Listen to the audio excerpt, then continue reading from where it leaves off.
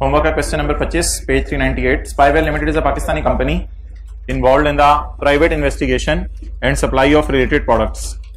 घर तक इन्वेस्टिगेशन करने आ जाते हैं ये लोग. Spyvel Limited imported a large batch of advanced monitoring devices from an American company at a total invoice price of $1 lakh. तो ये इन्होंने सामान इंपोर्ट किया है ताकि सामान को आगे बेचें. Page 398. The advanced monitoring devices were ordered from the American company on 25 March. Order की डेट को इग्नोर करें. 25 मार्च को हमने ऑर्डर किया है and were shipped on 15 July 2015. Shipping की डेट को भी इग्नोर करें क्योंकि CIF बेसिस हैं. शिपिंग की डेट को भी इग्नोर कर दें. CIF बेसिस का मतलब है कि जब चीजें पाकिस्तान में आएंगी तब हमारी बनेंगी. And arrived in Pakistan on 25 जुलाई 15. इस फिगर को गले लगाएं. चलें जी. 1 लाख ज़रब 7.6. तो पहली एंट्री बन जाएगी inventory debit creditor credit. 1 lakh ज़रब 7.6, 7,60,000. Next. The advance monitoring devices are to be sold via one of its retail outlets. ये जो मॉनिटरिंग डिवाइसेज हैं या कैमराज हैं, जो भी आप इसका नाम रखें, ये बेचे जाएंगे रिटेल आउटलेट्स के जरिए. ऑन 31 दिसंबर 15 की रात को 80% of the monitoring devices had been sold. 80% monitoring devices बिक गई हैं.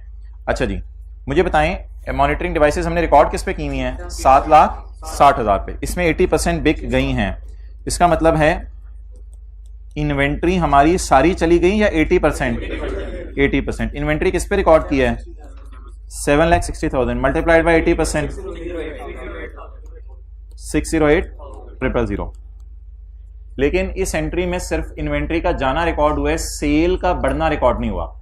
तो अब हम सेल का बढ़ना भी रिकॉर्ड करेंगे. सेल में उसने नहीं बताया कि कैश सेल हुई है या क्रेडिट सेल हुई है, तो फिर कैश सेल ही लेके cash debit sale credit entry कर देते हैं. अब ये सेल की प्राइस मिसिंग है लेकिन मार्कअप की परसेंटेज अवेलेबल है. तो इस सूरत में हम डेटर डेबिट सेल क्रेडिट की बजाय कैश डेबिट सेल क्रेडिट कर देते हैं. 6,08,000 डिवाइडेड बाय 100 मल्टीप्लाइड बाय 120, या फिर 6,80,000 6,08,000 जमा 6,08,000 का 20%. बहरहाल इसको हम इंशाल्लाह रिवाइज करेंगे कंसोलिडेशन में, मार्कअप मार्जिन की परसेंटेजेस को, इनको कैसे निकाला जाता है और कैसे यूज किया जाता है. अगर आपको ये भी भूली हुई है FR1 वाली तो कोई इतनी परेशानी वाली बात नहीं है जी. क्या अमाउंट आ गई? 7,600. अब आपके ज़हनों में कोई सवाल है कि इन एंट्रीज को इसकी बजाय इस तरह कर लेते? वो लेने से पहले सवाल मैं आपको 3 चीजें बता रहा हूं. ये हमने चीजें खरीदी हैं और ये हमने चीजें बेची हैं. ये हमने चीजें बेची हैं. बेचने की आपको पता है 2 एंट्री होती है, इन्वेंट्री का जाना और सेल का बढ़ना. तो खरीदी हुई में से सारी बेच दी या 80% बेच दी तो कॉस्ट ऑफ सेल भी 80% की बुक की और उसी प्राइस के बेस बना के आपने सेल भी बुक की. अब आपके जहनों में अगर और कोई तरीका आ रहा है जनरल एंट्रीज करने का तो वो विशाखा आप पूछ लें. यहां तक मेरी बात मुकम्मल होगी. उसने बताया नहीं परपेचुअल सिस्टम है या पीरियोडिक है. इनके सवाल का निहायत ही जबरदस्त जवाब मैं आपको देने लगा हूं. अगर कभी भी सवाल के अंदर कॉस्ट दी हो बिकी हुई चीजों की तो आपने हमेशा एज्यूम करना है परपेचुअल सिस्टम में 2 एंट्रीज करेंगे, cost of sale debit inventory credit और कैश या डेटर डेबिट सेल क्रेडिट. जी नेक्स्ट क्वेश्चन. ठीक है. अब आखिरी चीज क्या रह गई है? क्रेडिटर को पेमेंट हमारे साल हुई है अगले साल हुई है? तो फिर इसका मतलब है हमारे साल वर्सेस वाली कैलकुलेशन से गुजारेंगे. तो 2 फरवरी 2016 को पेमेंट हो रही है, अगले साल 31 दिसंबर 15 का रेट लेके हम इसको वर्सेस वाली कैलकुलेशन से गुजारेंगे. लाख वाले डेटर 7.5 यानी 7,10,000 पे लेके जाने हैं. पड़े कितने हैं? 7,60,000 पे. तो वर्सेस वाली कैलकुलेशन से गुजर गए. It's over. और कौन सा सवाल था होमवर्क में? कोई भी नहीं था. ओके.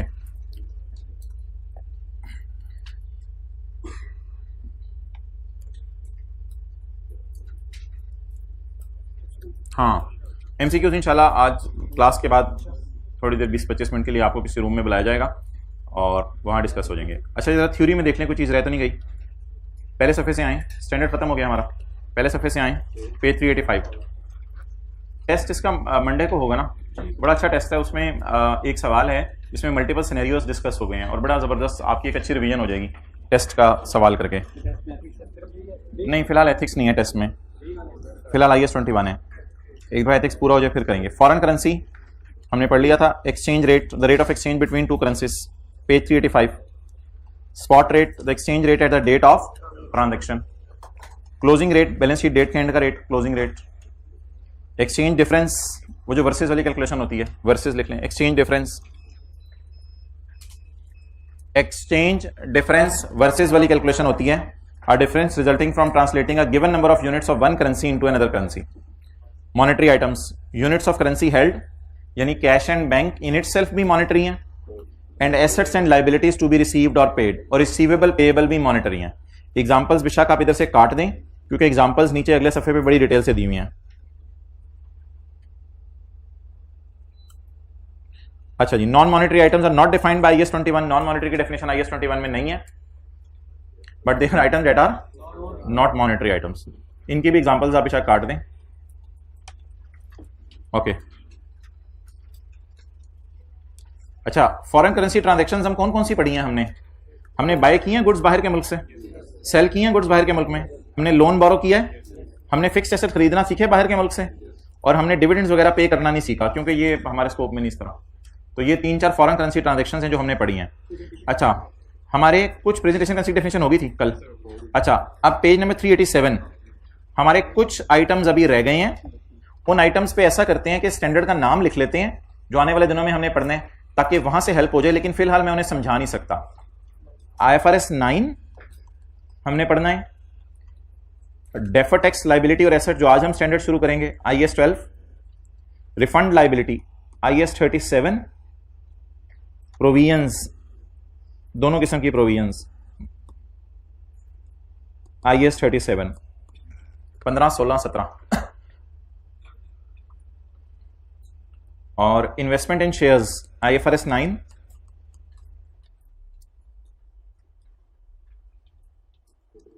अच्छा जी, ये तो आपको बता दिया हुआ है। आप एडवांस पे कर दें फॉर गुड्स, थोड़ा सा जरा सोचिएगा एडवांस पेड क्या होता है। आप होंडा कार्स को ज़हन में रखें, होंडा कार्स ने गाड़ी के टायर खरीदने के लिए एडवांस पे कर दिया, अब बदले में क्या आएगा, पैसे या टायर? इसलिए पैसे नहीं आने तो ये क्या है? होंडा कार्स ने सरासिफ से एडवांस लिया कि इनको गाड़ी फ्यूचर में बेचेंगे। अब बताएं, लायबिलिटी टू बैक कैश या लायबिलिटी टू डिलीवर गुड्स? इसलिए ये भी नॉन मॉनेटरी। प्रीपेड एक्सपेंसेस क्या होते हैं? प्रीपेड एक्सपेंस की एंट्री बताएं। अगर आप मोबाइल का प्रीपेड कार्ड खरीदते हैं तो आप एंट्री करते हैं prepaid expense debit cash credit. मतलब ये होता है कि अभी आपने फोन कॉल्स नहीं की, आपने पहले ही पेमेंट कर दिया है। आप बताएं प्रीपेड एक्सपेंस की अगली एंट्री क्या होगी? Expense debit prepaid credit. तो क्या आपने अब किसी से कैश पे करना है किसी को, या ऑलरेडी पे कर दिया है? तो अगर प्रीपेड बैलेंस शीट में नजर आ रहा है तो इसके अगेंस्ट फ्यूचर में आपने सर्विस लेनी है। एक और मिसाल के तौर पे आपको वापडा वाले आके कहें कि भाईजान दिसंबर का महीना चल रहा है, हमें अगले साल का बिजली का बिल दे दो तो हम आपको डिस्काउंट देते हैं। आपने इस साल अगले साल का बिजली का बिल दे दिया, अब आप प्रीपेड डेबिट करेंगे कैश, तो ये प्रीपेड के अगेंस्ट अब फ्यूचर में आपको सर्विस आनी है या फ्यूचर में आपको पैसे लेने देने हैं। तो पैसे लेने देने हो तो मॉनेटरी आइटम होता है, अगर सर्विस इंवॉल्व हो जाए या गुड्स इंवॉल्व हो जाए तो नॉन मॉनेटरी होता है। और प्रोविजंस IAS 37 में देखेंगे, इक्विटी फाइनल अकाउंट में देखेंगे,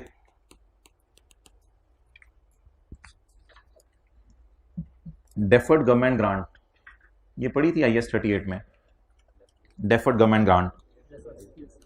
अच्छा देखें, एक चीजों की ना ओरिजिनेट होने की एंट्री होती है और एक उसके बाद सेटल होने की एंट्री होती है। तो डेफर्ड गवर्नमेंट ग्रांट की पहली एंट्री क्या होती है? हुकूमत ने आपको ग्रांट दी, cash debit deferred income credit. अब जैसे जैसे IAS 41 में हमने पढ़ा था कंडीशन पूरी होती रहेगी, तो क्या एंट्री होती रहेगी? डेफर्ड इनकम डेबिट और P&L क्रेडिट। तो बता दें फ्यूचर में कैश इन्वॉल्व हो रहा है या नहीं हो रहा? नहीं हो रहा, इसलिए आज ही कैश आ गया। तो अब ये जो अकाउंट नजर आ रहा होगा, क्या मैं कह सकता हूं इसके बदले कोई पैसे लेने देने हैं? अगर बैलेंस शीट डेट पे ये अकाउंट नजर आ रहा हो किताबों में और अगले साल ये एंट्री होनी हो, तो क्या ये पैसे लेने देने हैं या कोई नहीं लेने देने? पहले ही पैसे ले लिए ना। तो अगर पैसे लेने देने फ्यूचर में हो, उसे कौन सा आइटम कहते हैं? मॉनेटरी। तो ये भी इसलिए क्या होगा? Non monetary. अगर ऐसी बात हो कि ये पैसे आपने वापस कर देने हैं अगर कंडीशन पूरी ना हो, तो ये जनरल रूल है या एक्सेप्शन है? तो जनरल रूल अप्लाई किया जाता है। अनलेस के सवाल कहते हैं ये पैसे वापस करने हैं क्योंकि कंडीशन पूरी नहीं हो रही, फिर आप उसको मॉनेटरी कहने लग जाओ, लेकिन आम हालात में तो ये नॉन मॉनेटरी है। तो नॉन मॉनेटरी चीज क्या होती है? जिसे जब रिकॉर्ड करें, ऊपर देखें, जिसे जब रिकॉर्ड करें तो उसके बाद कैश इन्वॉल्वमेंट उसकी खत्म हो जाए, तो इसे रिकॉर्ड कर दिया, अब इसके बाद कैश इन्वॉल्व होने या ऑलरेडी इन्वॉल्व हो गया है, तो इसलिए इसको नॉन मॉनेटरी कहेंगे। तो ये कुछ नाम है मॉनेटरी और नॉन मॉनेटरी के जो आपने याद करने थे, बाकी चीजें हाँ बस ठीक है। ओके, IAS 12 शुरू करें। उस क्लास में कोई बैठे भाई? अब्दुल्ला ने एक किताब ढूंढी थी, किताब जरा लेके आए। ये पढ़ी है। अच्छा, कोई IFRS है किसी के पास? कोई गलती से IFRS बैग में रख के ले आया हो, ओरिजिनल कोई गलती से रख के लाया हो? ओके, अच्छा जी भाई, ये जो IAS 12 है, IAS 12 है, इसमें हमारे टैक्स लॉज में और हमारे IFRS में इख्तलाफ है। IAS 12 इन इख्तलाफात को डील करता है। मिसाल के तौर पे ये हमारे टैक्स लॉज है, मैं कहता हूं पाकिस्तान के कंपेंडियम, नहीं ना बोलो, खैर है, of tax laws, compendium of tax laws, dash of tax laws. अब ये जो कंपेंडियम ऑफ टैक्स लॉज है, इसमें इनकम टैक्स ऑर्डिनेंस भी आ रहा है, इनकम टैक्स रूल्स भी आ रहे हैं, सेल्स टैक्स भी आ रहा है, एस सलाम पब्लिकेशंस। और अगर आप इसका एड्रेस देखें तो ये एड्रेस जो है वो आपको मिलेगा ग्राउंड फ्लोर, कोयटा सेंटर, पूंछ रोड, नियर चुबुर्जी, लाहौर। तो ये किताब पाकिस्तान में बनी है और ये लॉ भी कहां बने? पाकिस्तान में बने। हो सकता है ये लॉ कहे कि आप एसेट को डेप्रिशिएट करो 15% डेप्रिसिएशन का रेट लगा के, हो सकता है ये लॉ कहे एसेट को डेप्रिशिएट करो 15% डेप्रिसिएशन का रेट लगा के। लेकिन दूसरी तरफ अगर मैं बात करूं तो मुकाबले में खड़े होंगे IFRS। मुकाबले में क्या खड़े होंगे? IFRS, जो घर में आपके पास मौजूद है IFRS स्टैंडर्ड्स। तो एक तरफ आप इस किताब को रख दें, ये किताब कह रही होगी कि एसेट को डेप्रिशिएट करो 15% पे, और IFRS के स्टैंडर्ड कह रहे होंगे आप देखो कि पैटर्न ऑफ इकोनॉमिक बेनिफिट क्या है। अगर पैटर्न ऑफ इकोनॉमिक बेनिफिट ये है कि इसने 10 साल फायदा देना है, तो इसको आप 10 साल के ऊपर डेप्रिशिएट करो। इसमें जरा लॉजिकल बातें होंगी IFRS के अंदर, लेकिन जो दुनिया के टैक्स रूल्स हैं वो हर मुल्क के अपने अपने हैं, उसमें जरूरी नहीं लॉजिकल बातें हों, उसमें बस लॉ मेकर जो मर्जी करे उसको कोई पूछने वाला नहीं। तो कई दफा ऐसा भी होता है कि पाकिस्तान के लॉ में कुछ एसेट्स को पहले साल 90% भी डेप्रिशिएट करने दिया जाता है, तो इस लॉ में यहां तक भी इजाजत मौजूद है। लेकिन ये जो दुनिया के स्टैंडर्ड्स हैं ये लॉजिक बेस्ड हैं, तो ये ऐसी बातें अलाउ नहीं करते। तो हम जो हुकूमत पाकिस्तान को टैक्स जमा कराते हैं वो इस ग्रीन बुक वाले लॉज के मुताबिक टैक्स जमा करवाते हैं। और अगर आप इस किताब पे जाके देखें तो आपको इस पे लंदन का एड्रेस नजर आएगा, घर जाके देखिएगा, इस पे आपको लंदन का, पता नहीं यूनाइटेड किंगडम का कहां का आपको एड्रेस नजर आएगा, इस पे आपको पूंछ रोड का नजर नहीं आएगा। तो ये पाकिस्तान के ये पूरी दुनिया के अंदर बाहर बने हैं, तो ICAP ने सिर्फ इनको रीप्रिंट करने की इजाजत मांगी है, जो आपको ICAP ये दे रहा है लॉज। हत्ता कि ICAP को इतनी भी इजाजत नहीं दी दुनिया के स्टैंडर्ड वालों ने कि आप इसमें से रेलिवेंट स्टैंडर्ड निकाल के प्रिंट करवा लें। वरना ICAP से हमने कई दफा ये बात की है कि भाईजान जितने 4, 5, 6 स्टैंडर्ड हमारे सिलेबस में है उसकी एक अलग से किताब बना दें बच्चों को। तो ICAP कहते हैं हमें बाहर से इजाजत नहीं मिल रही, किताब देनी है तो पूरी देनी है बच्चों को। ये कोई शॉर्ट फॉर्म किताब कर सकते हैं कि IAS 2 निकाल लो, IAS 16 निकाल लो स्टैंडर्ड में से, और एक अलग किताब बना के जो है 100-150 सफ़ों की बच्चों को दे दो। ये वो जो 4-5 किताबें आई हैं घर में, तो वो 5 पूरी ही लेनी है तो लेनी है, दरमियान में से कोई एक किताब जो स्टैंडर्ड ICAP छाप नहीं सकता। तो ये इसलिए कि ये दुनिया के स्टैंडर्ड है। तो दुनिया के स्टैंडर्ड्स में और पाकिस्तान के टैक्स लॉ में क्या डिफरेंस होगा या सिमिलैरिटी होगी? डिफरेंस होगा। अब इस डिफरेंस को हम टैकल किया करेंगे, और जिन हजरात ने पढ़ा हुआ है टैक्स पहले, तो उन हजरात ने जो इनकम फ्रॉम बिजनेस का न्यूमेरिकल सॉल्व किया था, तो वो न्यूमेरिकल सॉल्व करना आज हम सीखेंगे। अकाउंटिंग डेप्रिसिएशन, टैक्स डेप्रिसिएशन उल्टाना है, रिकॉर्ड करनी है। तो जिन्होंने पहले टैक्स पढ़ा हुआ है, आज की डिस्कशन सिर्फ यहीं तक महदूद रहेगी कि किन चीज़ों को न्यूमेरिकल में आपने कैसे डील करना है और कैसे टेकअप करना है। तो बहरहाल हम तो स्क्रैच से काम करेंगे, ये ज्यूम करते हुए कि किसी ने भी टैक्स पहले नहीं पढ़ा हुआ। ओके, चलें जी, लेक्चर नोट्स निकाल लें। IAS 12 का पहला सवाल, पेज नंबर 538। अच्छा, क्लास के एंड पे इंशाल्लाह वो जो लीज का सवाल कंटिन्यू किया था उसको रिज्यूम करेंगे।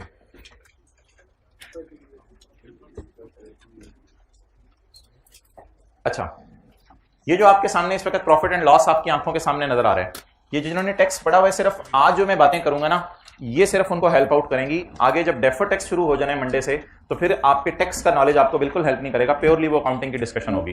तो ये ना समझिएगा कि आज चीजें जो है वो टैक्स जैसी हैं तो आइंदा भी टैक्स जैसी होंगी, बिल्कुल टैक्स जैसी नहीं है, जमीन आसमान का चीजों में फर्क है। और जिन्होंने टैक्स लॉज, टैक्स की किताब पढ़ी हुई है, तो वो टैक्स के रूल्स याद मत करें, टैक्स में जो उन्होंने पढ़ा है वो भूल जाएं, क्योंकि टैक्स वाले कौन से रूल्स लगाएंगे वो सवाल बता दिया करेगा। Mister Qasim has share the following profit and loss for the year ended 31 December 15। सवाल में कुछ नहीं लिखा हुआ, ये प्रॉफिट एंड लॉस किन रूल्स के मुताबिक बना होगा, पाकिस्तान के टैक्स लॉ के मुताबिक या IFRS के मुताबिक? IFRS के मुताबिक। पेज 538 है, ढूंढवा दें वरना ये साथ वाले ढूंढते ही रहने एंड तक। तो IFRS के मुताबिक ये प्रॉफिट एंड लॉस बना होगा। तो बाय डिफॉल्ट ये याद रखिएगा, बाय डिफॉल्ट क्या होता है उर्दू में? क्या होना ही है भाई फरमा रहे हैं, ठीक है। तो और कोई बाय डिफॉल्ट का अच्छा सा उर्दू में तर्जमा? भाई कह रहे हैं एज्यूम, बाय डिफॉल्ट का उर्दू में तर्जमा एज्यूम। मुसल्लम हकीकत चल जाएगा लफ्ज? नहीं चलेगा, चलें। इम्प्लाइड, इम्प्लाइड ये बात ऑब्वियस है उर्दू में। तो ये चलें देखते हैं इम्प्लाइड का मतलब, देखते हैं इम्प्लाइड का मतलब उर्दू में। तयशुदा, वैसे बात भाई ने जो है ना कमाल किया है। इम्प्लाइड मुजम्मर, मुजमिर होगा या मुजम्मर होगा पता नहीं, चलो पता चला उर्दू भी फारग है। तो mister Qasim has share the following profit and loss for the year ended 31 December 15। तो बाय डिफॉल्ट हम क्या एज्यूम करेंगे, ये प्रॉफिट एंड लॉस किन रूल्स के मुताबिक बने? IFRS के मुताबिक बने। कॉस्ट ऑफ सेल आ रही है, प्रॉफिट आ रहा है, एडमिन के खर्चे आ रहे हैं, उसमें कुछ सैलरीज वगैरह हमने पे की हैं, डेप्रिसिएशन वगैरह माइनस किया हमने, अमोर्टाइजेशन से मुराद इंटेंजिबल्स को अमोर्टाइज किया होगा, बिल्डिंग के बेचने पे लॉस आया है। अच्छा ये ना आप कुछ टर्मिनोलॉजीज ऐड होने लगी हैं। जो लॉस या जो डेप्रिसिएशन हमें P&L में नजर आ रही होगी ना, इसको हम कहा करेंगे अकाउंटिंग वालों की डेप्रिसिएशन। क्या इसका नाम दिया करेंगे? अकाउंटिंग वालों की डेप्रिसिएशन। ये जो लॉस आया है ना बिल्डिंग का, ये बिल्डिंग का लॉस किन रूल्स के मुताबिक आया है? बोलें ये किन रूल्स के मुताबिक आया है? तो इस किताब के मुताबिक बिल्डिंग के ऊपर हमने क्या निकाला है? लॉस। इसलिए इस लॉस का अच्छा सा नाम लिख लें, अकाउंटिंग वालों का लॉस, या फिर इसको हम कहा करेंगे IFRS के मुताबिक आया हुआ लॉस। ये जो बैड डेट एक्सपेंस है ना, ये एक एस्टीमेट होता है कि हमारे ख्याल से इतने डेटर पैसे लेके भाग जाएंगे, ये एक अंदाजा है। तो ये अकाउंटिंग वालों की नजर में बैड डेट है, ये अकाउंटिंग वालों की नजर में बैड डेट है कि हमारे ख्याल से इतने लोग पैसा लेके भाग जाएंगे। पेनल्टी टू गवर्नमेंट, आपने कोई लॉ वायलेट किया होगा, हुकूमत ने कहा होगा भाईजान पेनल्टी जमा करवाओ, आपने जाके हुकूमत के खजाने में क्या जमा करवा दी होगी? Penalty. Other income, gain on disposal of furniture, building बेचने पे क्या आ रहा था? लॉस। फर्नीचर बेचने पे क्या आ रहा है? गेन। इस गेन का क्या नाम रखेंगे? अकाउंटिंग वालों का गेन। यानी इस किताब के मुताबिक जो है, इस किताब के मुताबिक हमने गेन निकाला है। नेक्स्ट, इंटरेस्ट इनकम आ रही है, एग्रीकल्चर इनकम आ रही है, यानी कि हमारा कोई नॉर्मल बिजनेस भी होगा, मिसाल के तौर पे हमारा बिजनेस है सेल ऑफ इलेक्ट्रॉनिक्स, और इसके साथ साथ हमने कोई मुल्तान में जाके बाग भी लगाए होंगे मांजोज के, मैंगोज के, ठीक है जी। Profit before tax, profit before tax को कहते हैं अकाउंटिंग वालों का प्रॉफिट। तो कभी ये पेपर में PBT के नाम से गिवन होगा आपको, कभी ये गिवन होगा अकाउंटिंग वालों के प्रॉफिट के नाम से। So that was all about accounting rules. Sale कितनी है अकाउंटिंग वालों की? 200।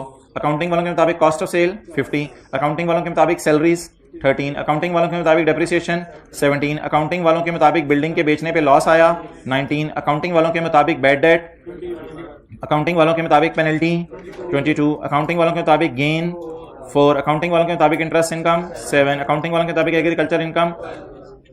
अब जब आप ये प्रॉफिट एंड लॉस बना लेंगे, फर्ज करें ये प्रॉफिट एंड लॉस आपने इंट्रोडक्शन या FR1 की क्लास में बनाया, ये प्रॉफिट एंड लॉस आपने बनाया, बना के इसको उठाया, उठा के आप लेके चले गए FBR वालों के पास, इसको, इस प्रॉफिट एंड लॉस को आप लेके चले गए FBR वालों के पास, और FBR वालों के पास जब आप गए तो FBR पहुंचे तो ये वाली किताब यहां पे पड़ी हुई थी FBR वालों के पास। अब FBR वालों ने आपसे पूछा कि भाईजान हमारा पहला सवाल है, ये आपने डेप्रिसिएशन जो है वो कैसे कैलकुलेट की है? आपने डेप्रिसिएशन कॉस्ट में से रेजिडुअल वैल्यू माइनस की है, वो लाइफ पे डिवाइड कर दिया, स्ट्रेट लाइन मेथड लगाया। चुप, शर्म नहीं तुम्हें? इस किताब को पढ़ा था? नहीं जी, इस किताब को तो नहीं, ये भी किताब होती है पाकिस्तान। हाँ, ये भी होती है पाकिस्तान में। इस किताब में क्या लिखा हुआ था? इस किताब में WDV लगाने। अच्छा ठीक है, फिर क्या मतलब, यानी कि आप 17 को माइनस नहीं करें? हाँ बिल्कुल नहीं माइनस करने देंगे 17 को। फिर आप क्या, यानी कि क्या आप चाहते क्या हैं? तो इस 17 को टैक्स वालों ने पकड़ के हाईलाइट कर दिया कि इस 17 पे हम एतराज करते हैं, तो टैक्स वाले कहेंगे भाईजान आप ऐसा करो, इसकी जगह ना हम आपको 23 माइनस करने देते हैं, इसकी जगह हम आपको, आपने कितना माइनस किया है 17, इसकी जगह हम आपको कितना माइनस करने देते हैं 23। आपकी बातें खिलेंगी, तो खिलने की वजह यह होगी कि 17 की जगह जब 23 माइनस होगा तो 23 माइनस होके ज्यादा माइनस होगा, ज्यादा माइनस होने से प्रॉफिट कम होगा, प्रॉफिट कम होगा तो टैक्स कम देना पड़ेगा, टैक्स कम देना पड़ेगा तो घर में पैसे बचेंगे, जब घर में पैसे बचेंगे तो आप चीजें खरीदेंगे, चीजें खरीदेंगे तो खाएं, सॉरी वापस आ जाए, बस सादा सी बात हमने समझनी थी। खर्चा कितना था, कितना माइनस करने दिया 23, इससे प्रॉफिट कम हो गया तो आपको खुशी होगी क्योंकि आपको क्या देना पड़ेगा टैक्स का। तो सब आज की बहस का मरकज ये है कि हम 81 पे टैक्स नहीं देंगे, we are not suppose to pay tax 81, ये रुपीज इन बिलियन है, रुपीज इन बिलियन है, मैं अपनी तरफ से रुपीज इन बिलियन है, तो 81 बिलियन पे टैक्स नहीं देना आपने, ठीक है। तो we are going to calculate the tax to be paid to federal board of revenue, federal board of revenue को जो हमने टैक्स देना है वो हम निकालना चाह रहे हैं। ओके, अब ये किताब हमने ये करके नीचे रख दी, फिर टैक्स वालों ने अगला सवाल पूछा, ये क्या है जिगर, आपने कहा ये वो जो हमारी बिल्डिंग नहीं थी वो चुंग रोड पे, तो वो बिल्डिंग जो है ना, उस बिल्डिंग को हमने बेच दिया है। अच्छा कैसे गेन निकाला, आपने कहा वो डिस्पोजल का टी अकाउंट बनाया था, एक साइड पे बीवी डाली थी, दूसरी साइड पे सेल प्रोसीड डाली थी और बैलेंसिंग P&L आ गया था। बीवी कैसे कैलकुलेट की थी जी, बीवी कॉस्ट में से डेप्रिसिएशन माइनस की थी, स्ट्रेट लाइन वाली स्ट्रेट लाइन डेप्रिसिएशन माइनस की थी, शर्म नहीं आती, तुम्हारी बीवी गलत है और भाईजान बीवी स्ट्रेट लाइन वाली सही है गलत है, गलत है, क्यों गलत है, क्योंकि स्ट्रेट लाइन पे है। इसमें कहते हैं हमने एक तरीका बताया हुआ WDV कैलकुलेट करने का, बात करो बदलते हैं, इसमें तरीका बताया हुआ बीवी कैलकुलेट करने का, वो कौन सा तरीका बीवी कैलकुलेट करने का, WDV, वो लगाना चाहिए था तुम्हें। और उस तरीके के मुताबिक बीवी नहीं चाहिए, बीवी को भी सेल प्रोसीड से कंपेयर करके हमने गेन लॉस निकालना होता है। अच्छा, अब ये तो गेन लॉस है जो अकाउंटिंग वालों ने निकाला हुआ है, लेकिन टैक्स वालों ने कहा कि बिल्डिंग के बेचने पे हमारे ख्याल से कितना लॉस आ रहा है 16, अब 19 टक्कर खाएगा किससे 16 से। तो दो बातों पे टैक्स वालों ने एतराज कर दिया, एतराज करने के बाद हमें कंपनसेट भी किया कि भाईजान 17 नहीं 23, 19 नहीं 16। अगला सवाल टैक्स वाला ने पूछा, ये क्या है जी, वो अंदाजा लगाया था कि रशीद, कामरान और बबलू पैसे लेके भाग जाएंगे। क्या मतलब, पैसे लेके अंदाजा लगाया था, भागे तो नहीं, भागने देंगे भी नहीं हम इंशाल्लाह, लेकिन हमारा ख्याल है कि भाग जाएंगे, हमें लग रहा है चपेड़ मारूं भाग जाएंगे। भागे कितने हैं सर, भागे तो भी सिर्फ 11 हैं। भागे कितने हैं, सोचा क्या था कितने भागेंगे 21, भागे कितने 11।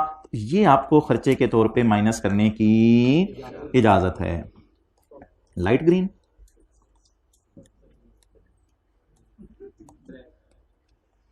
पिनक, क्लियर। तो फिर टकराव आ गया, इस किताब के मुताबिक कितने माइनस करने, इस किताब के मुताबिक कितने माइनस करने 11, और इसके मुताबिक कितने माइनस करने, और इसके मुताबिक 11। आगे चलें। हो ये क्या है सर, वो इशारा भी तोड़ दिया था, खंबा भी तोड़ दिया था, सिग्नल भी तोड़ दिया था, सिक्योरिटी कैमरे भी तोड़ दिए थे, 22 बिलियन रुपए का नुकसान किया, मोटरवे पे किया था, सारी मोटरवे पे सब तोड़ते हुए चले गए थे हम। तो हैवी नुकसान किया हुकूमत का। ये जो है ना, इस खर्चे को हम पसंद नहीं करते, ये खर्चा हम मानते ही नहीं सर। 22 का खर्चा, मैं चुप, शर्म नहीं आती।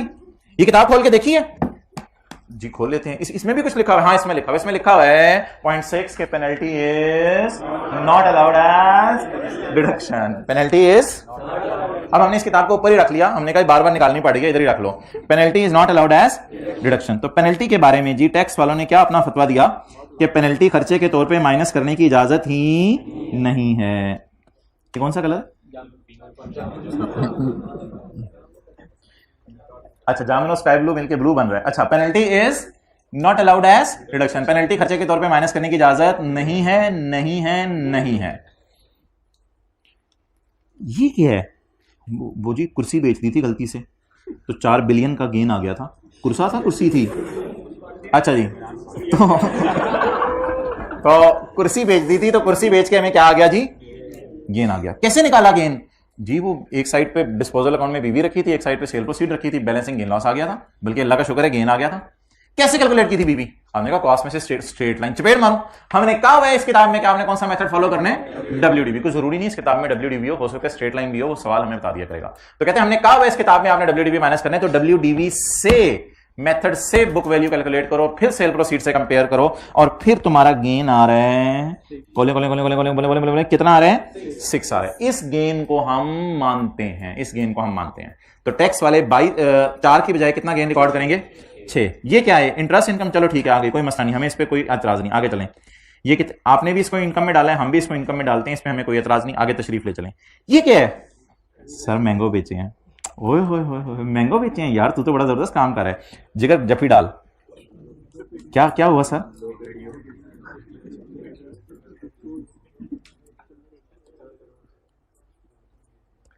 इस 12 के बारे में हम तुझे खुशखबरी सुनाते हैं, इस पे हम टैक्स तेरे से नहीं लेंगे, इस पे हम टैक्स तेरे से नहीं लेंगे।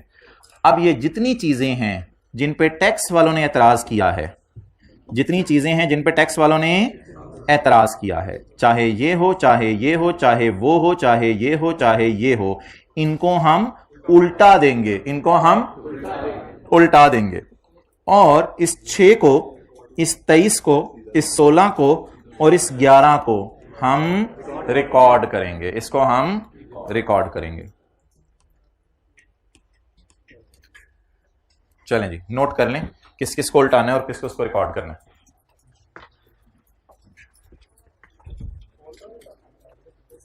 जी 4 भी उल्टेगा।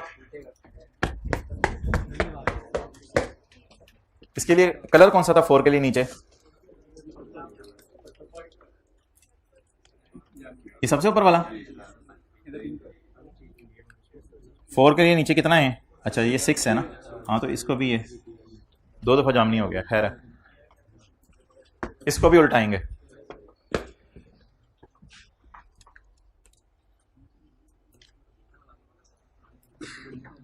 ट्राई करें जरा, उल्टाएं और फिर रिकॉर्ड करें, ट्राई करें, न्यूमेरिकल को सॉल्व करें।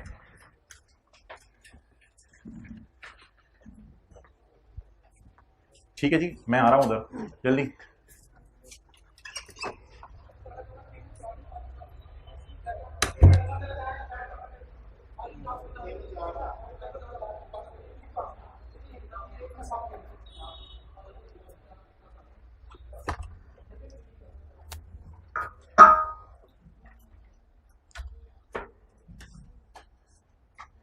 भाई आप कल आए थे?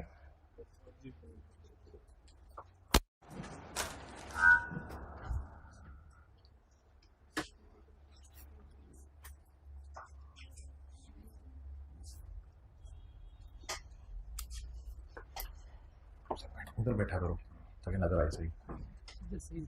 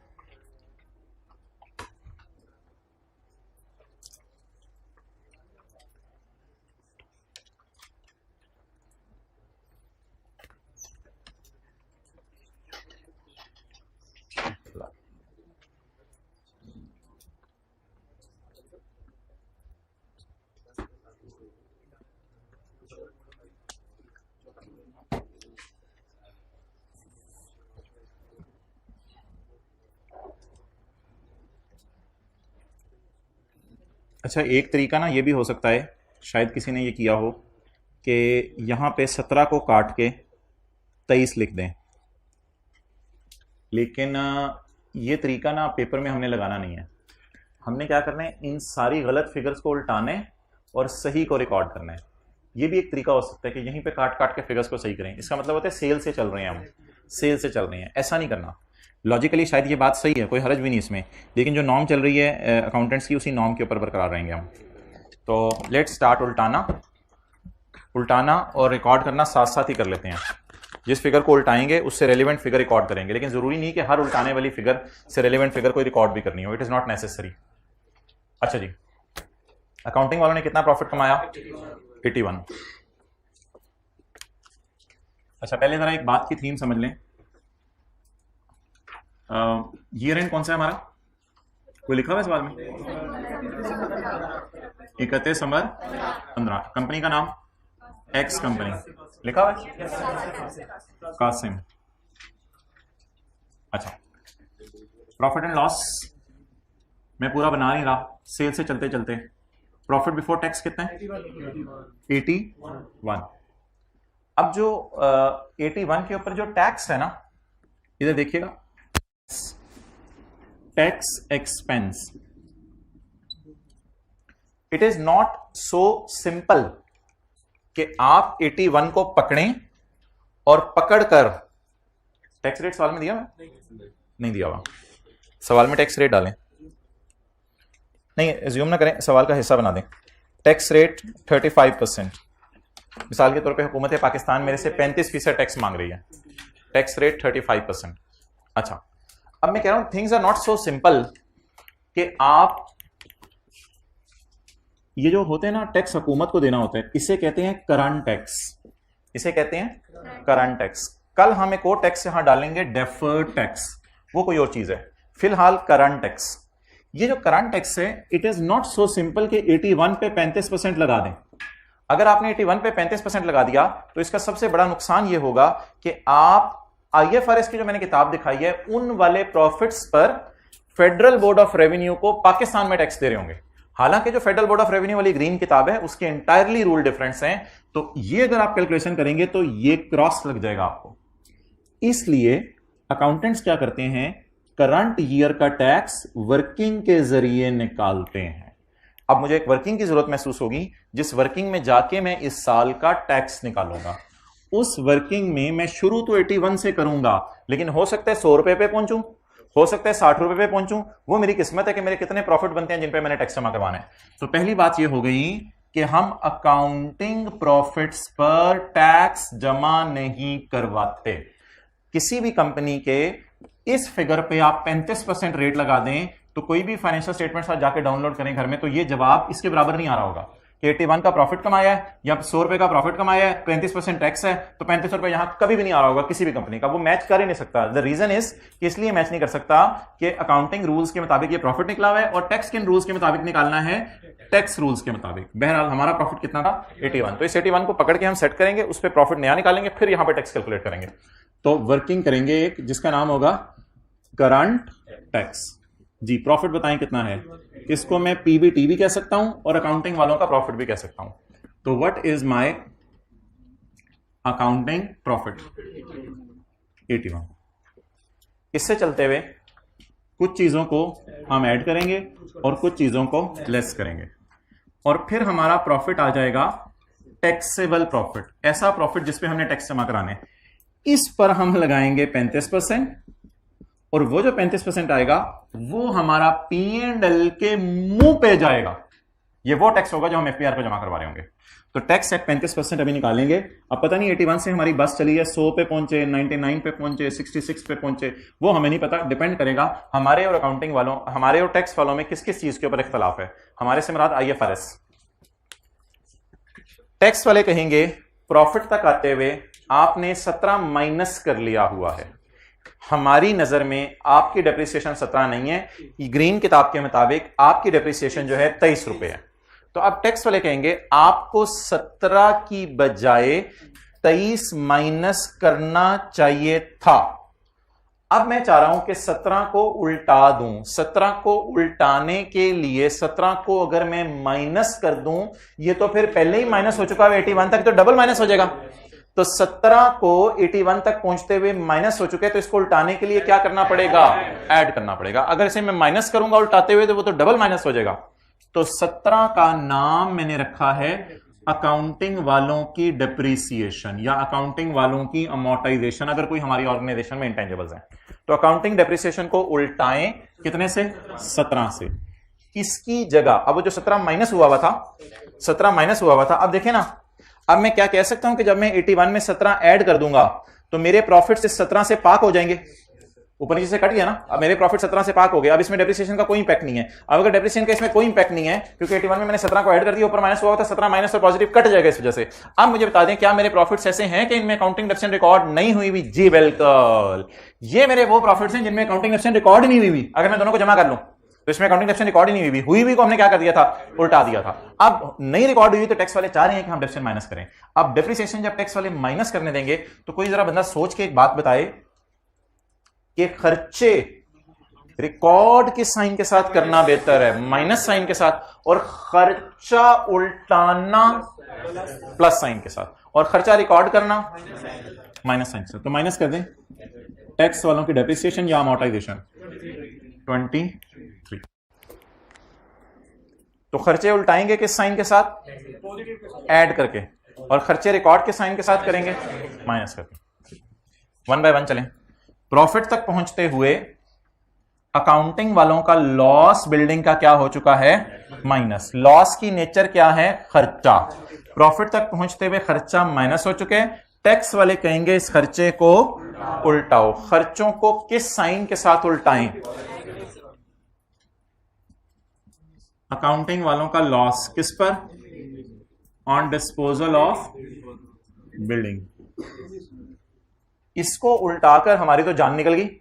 जान इसलिए हमारी निकली कि ऐड वाली चीजें बढ़ रही हैं, प्रॉफिट पता नहीं कहां पहुंच जाने। तो हमने कहा यार इसकी जगह कुछ तो माइनस करने दो कि कोई खुदा खोफी करो। तो उन्होंने कहा कि आप ऐसा करें, आप इसके बिल मुकाबिल क्या माइनस कर लें? टैक्स वालों का लॉस। कितना?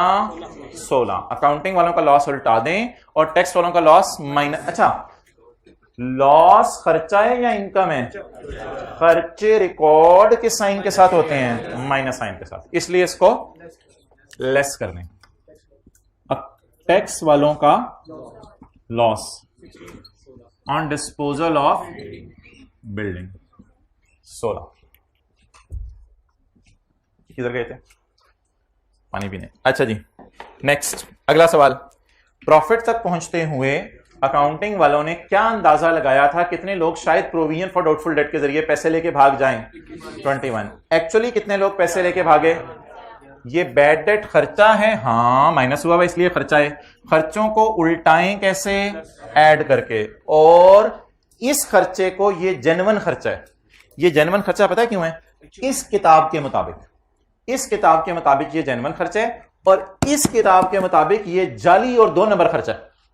हालांकि इस किताब वाले को गुस्सा चढ़ रहा है कि मेरे वाले 21 को तुम जाली कह रहे हो, लेकिन 21 रुपए के खर्चे को ये किताब कहेगी जाली खर्चा, और जीम आइन वाला ये किताब कहेगी जाली खर्चा ग्रीन वाली, और ग्रीन वाली किताब 11 रुपए के खर्चे को कहेगी असली खर्चा, प्योर ताजा खालिस खर्चा।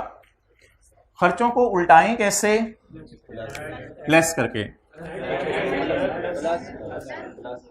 खर्चों को उल्टाएं कैसे? बैड डेट एक्सपेंस का लफ्ज आपने लिखा करना इधर, बैड डेट एक्सपेंस। इसको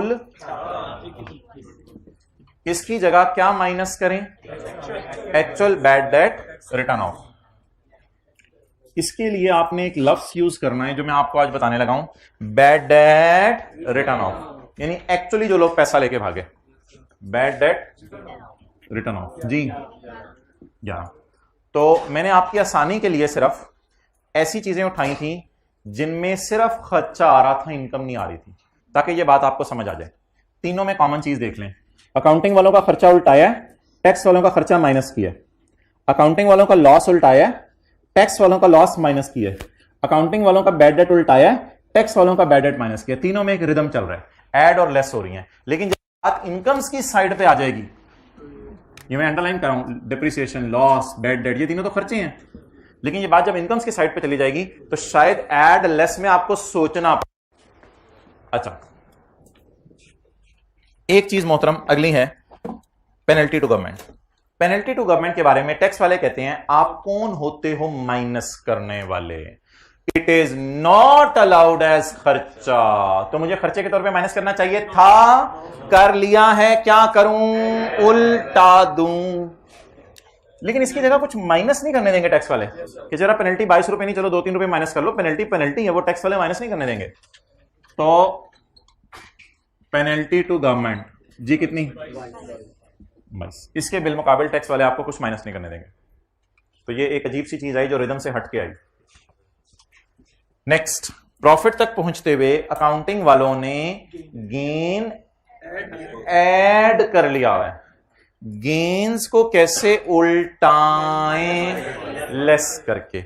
ये किताब कहेगी सबज वाली कि भाईजान ये गेन तो जाली गेन है, 2 नंबर गेन है, फेक गेन है, इस गेन को हम नहीं मानते, ये स्ट्रेट लाइन वाली डब्ल्यू डीवेज वाला है मिसाल के तौर पे। तो गेन को कैसे उल्टाएं? आपको फील हो रहा है इस 81 में ये 4 भी पड़ा हुआ है। पड़ी हुई चीज को तो निकाला जाता है, तो क्या करें? लेस करें। क्या नाम लेके?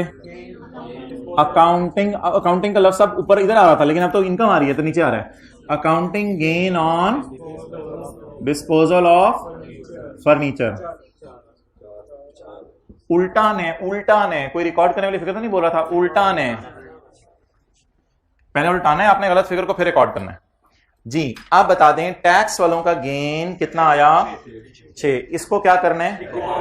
कोई अच्छा बच्चा बता सकते हैं कि गेन रिकॉर्ड किस साइन के साथ हो सकते हैं?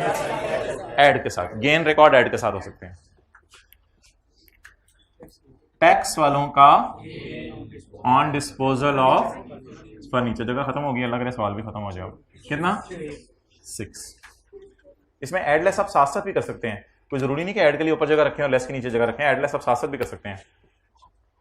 And in the end agriculture income पर हुकूमत वालों ने हमें खुश खबरी सुनाई है। हमारे 81 में ये 12 पड़ा है, तो पड़े हुए को निकाल दें। बताएं पड़ी हुई चीज को निकाला कैसे जा सकता है? माइनस करके। इनकम्स को उल्टाना कैसे है? लेस करके। तो ये अकाउंटिंग वालों की नजर में इनकम है। टैक्स वाले इतने हम दिल हैं, कहते हैं इसको इनकम बनाओ ही ना। तो बता दें क्या उल्टाऊं? इसकी जगह कुछ और रिकॉर्ड करूं? इसकी जगह कुछ और रिकॉर्ड करने की जरूरत नहीं। उल्टाएं 12। अब आप मुझे बताएं कि अगर मैं टोटल मारूं तो अब हम कहां पहुंचे? अब हमारा दिल धक धक धक धक धक धक धक धक धक धक धक कर रहा होगा। किस बात पे? कि मेरा प्रॉफिट 81 से शूट अप करके कहां चला गया? 100 पे। लेकिन मैं इधर आईएफआरएस के रूल्स वाला 81 लिखूंगा। इस 81 को मैं नहीं बदल सकता क्योंकि मेरे P&L में प्रॉफिट कितना है? 81। वर्किंग करके ये अकाउंटिंग वालों की नजर में प्रॉफिट है। ये वो जो मैंने आपको चिट्टी और लाल किताब दिखाई है तस्वीर में, ये उसके मुताबिक प्रॉफिट है, और ये सबज वाली किताब के मुताबिक प्रॉफिट है। तो टैक्स किस पे देंगे एफबीआर को? 100 रुपए पे, 81 पे? 100 रुपए पे नहीं, हर दफा 100 रुपए नहीं आया करेगा, टैक्सेबल प्रॉफिट पे। तो टैक्स किस पे दिया करेंगे हम टैक्स वालों को? टैक्सेबल प्रॉफिट पे। लगाएं इस पे 35%। क्या लेटर के बगैर ट्राई करें? 35 आ रहे हैं, जबरदस्त। ये वाला 3, ये सीधे डंडे वाला 35।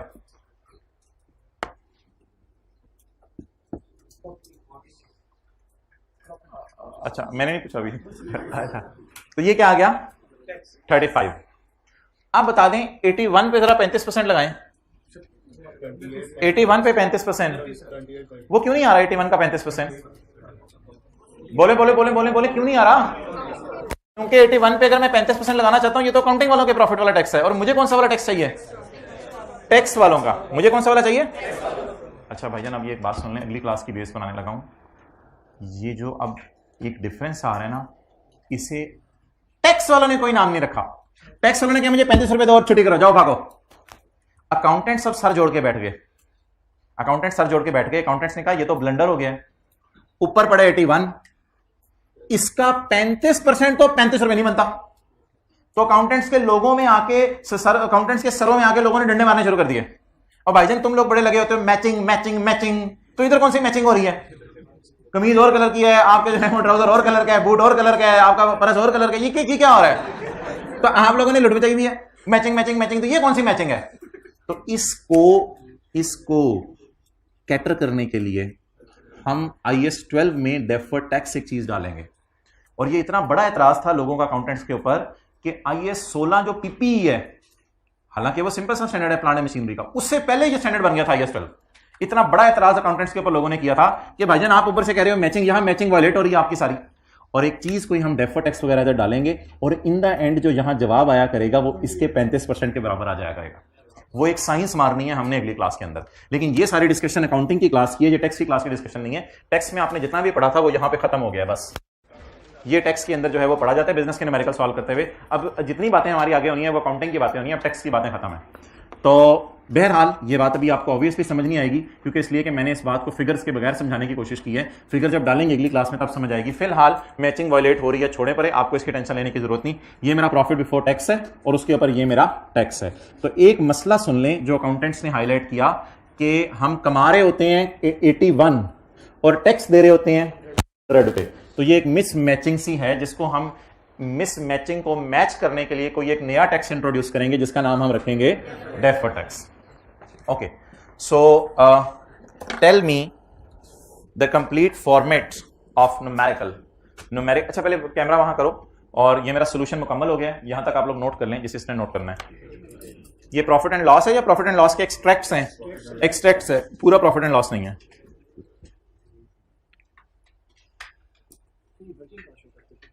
ये वर्किंग अकाउंट्स में शो नहीं होती, ये वर्किंग आपकी ऑर्गेनाइजेशन खुद करती है, नहीं नोट्स में भी नहीं होती है।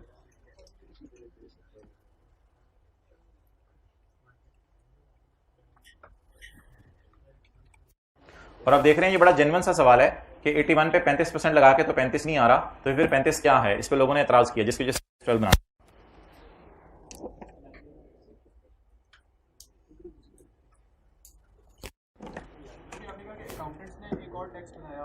अकाउंटेंट्स ने एक और टैक्स डिराइव किया जिसका नाम रखा डेफर्ड टैक्स। वो जो टैक्स है ना, टैक्स होगा, उसका हम नाम देंगे अकाउंटिंग मैयर। उसका एफबीआर से कोई ताल्लुक नहीं होगा, लेकिन नाम उसका टैक्स ही रखेंगे हम, टू रिमूव मिसमैचिंग। ओके, आ जाओ, चलें जी, रिवाइज करवाएं। हम वर्किंग कहां से शुरू किया करेंगे? अकाउंटिंग प्रॉफिट से, जिसका नाम पीबीटी होगा। जैसे 81। अब आप मुझे बताते रहे डिप्रिसिएशन के साथ क्या सलूक करना है, सोचे रहे, फिर मैं लिखता रहता हूं।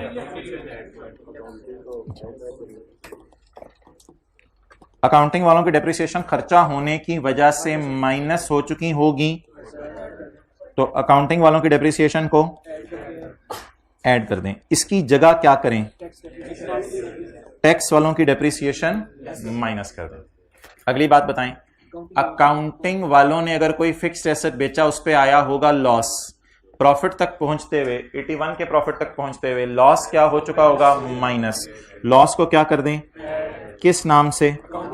अकाउंटिंग वालों का लॉस ऐड कर दें, माइनस हुआ है। इसकी जगह क्या माइनस कर दें? टैक्स वालों का लॉस ऑन डिस्पोजल। अकाउंटिंग वालों के बैड डेट क्या हुए होंगे? लेस। इनको हम नाम देंगे बैड डेट एक्सपेंस। अकाउंटिंग वालों के बैड डेट को क्या नाम देंगे? Bad debt expense. ये क्या हो चुके होंगे? माइनस। इनको क्या कर दें? इसकी जगह क्या माइनस कर दें? Bad debt return of minus कर दें। ये बात हो गई, तीनों रिदम में चल रही थी, क्योंकि तीनों के तीनों थे खर्चे। अब मुझे इनकम की बात बताएं, इनकम की बात बताएं। अकाउंटिंग वालों की इनकम प्रॉफिट तक पहुंचते हुए क्या हो गई होगी? ऐड। अकाउंटिंग वालों की इनकम को क्या कर दें? Accounting gain on disposal. इसको क्या कर दें? लेस कर दें। इसकी जगह क्या ऐड कर दें? Tax gain on disposal. Tax gain on disposal.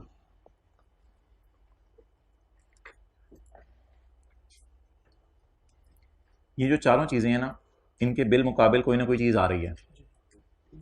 अब मैं आपको दो चीजें ऐसी बताने लगा हूं जो बिल्कुल इंडिपेंडेंट है, और ये एक दूसरे के मुकाबले में नहीं है, दोनों की नेचर ही फर्क है। पहली चीज, अकाउंटिंग वालों ने प्रॉफिट तक पहुंचते हुए माइनस कर दी है पेनल्टी। टैक्स वाले कह रहे हैं ये पेनल्टी तो माइनस ना करो और इसकी जगह कुछ भी माइनस ना करो। तो इसमें आपको दो चीजें आपको नजर नहीं आएंगी, इसमें एक ही चीज नजर आएगी। क्या? पेनल्टी को क्या कर दें? ऐड कर दें। डन। अगली बात, आपने कमाई एग्रीकल्चर इनकम और हुकूमत ने खुश होकर कहा हम एग्रीकल्चर इनकम पे आपसे टैक्स नहीं लेते। तो आपने जब एग्रीकल्चर इनकम कमाई, हुकूमत ने कहा इस पे टैक्स माफ, तो इनकम माइनस कर दे, बदले में कुछ करने की जरूरत नहीं है। पेनल्टी और इनकम का कोई ताल्लुक नहीं है, वो पेनल्टी अलग बात है, इनकम अलग बात है। तो एग्रीकल्चर इनकम को लेस कर दें, इसके बदले में क्या ऐड करें? कुछ भी नहीं। तो इनको मैं रेड मार्कर से लिख रहा हूं। क्या? Agriculture income. लेस क्यों कर रहे हैं? क्योंकि प्रॉफिट तक पहुंचते हुए क्या हो चुकी है? ऐड हो चुकी है। इस सारे प्रोसेस से गुजर के जो जवाब आएगा इसको क्या कहेंगे? Taxable profit. टैक्सेबल प्रॉफिट पे जब रेट लगेगा टैक्स का तो इसे क्या कहेंगे? Current tax. इसे क्या कहेंगे? Current tax. ओके,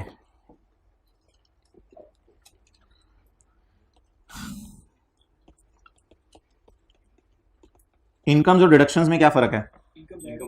इनकम है sale, interest income, dividend income, rental income, ये इनकम्स हैं। और डिडक्शंस क्या हैं? Expense, rent expense, salary expense, advertisement expense. Incomes दो तरह की हैं। किधर गई किताब? इस किताब की नजर में इनकम्स दो तरह की हैं और खर्चे दो तरह के हैं। कुछ ऐसी इनकम्स हैं जो, और कुछ ऐसी इनकम्स हैं जो एग्जेम्प्ट की मिसाल। डिडक्शंस दो तरह की हैं, एक वो होंगी जो माइनस करने की इजाजत है और एक वो होंगी जो खर्चे माइनस करने की इजाजत। जो खर्चा माइनस करने की इजाजत नहीं है उसकी कोई मिसाल फाइन या पेनल्टी, और एग्जेम्प्ट इनकम की मिसाल एग्रीकल्चर। तो ये कॉन्सेप्ट है, बेसिक नोट कर लें। As per tax law incomes भी हो सकती हैं और डिडक्शंस भी हो सकती हैं। कुछ इनकम्स टैक्सेबल होंगी, कुछ इनकम्स माफ होंगी, कुछ इनकम्स अलाउड होंगी, कुछ नॉट अलाउड होंगी।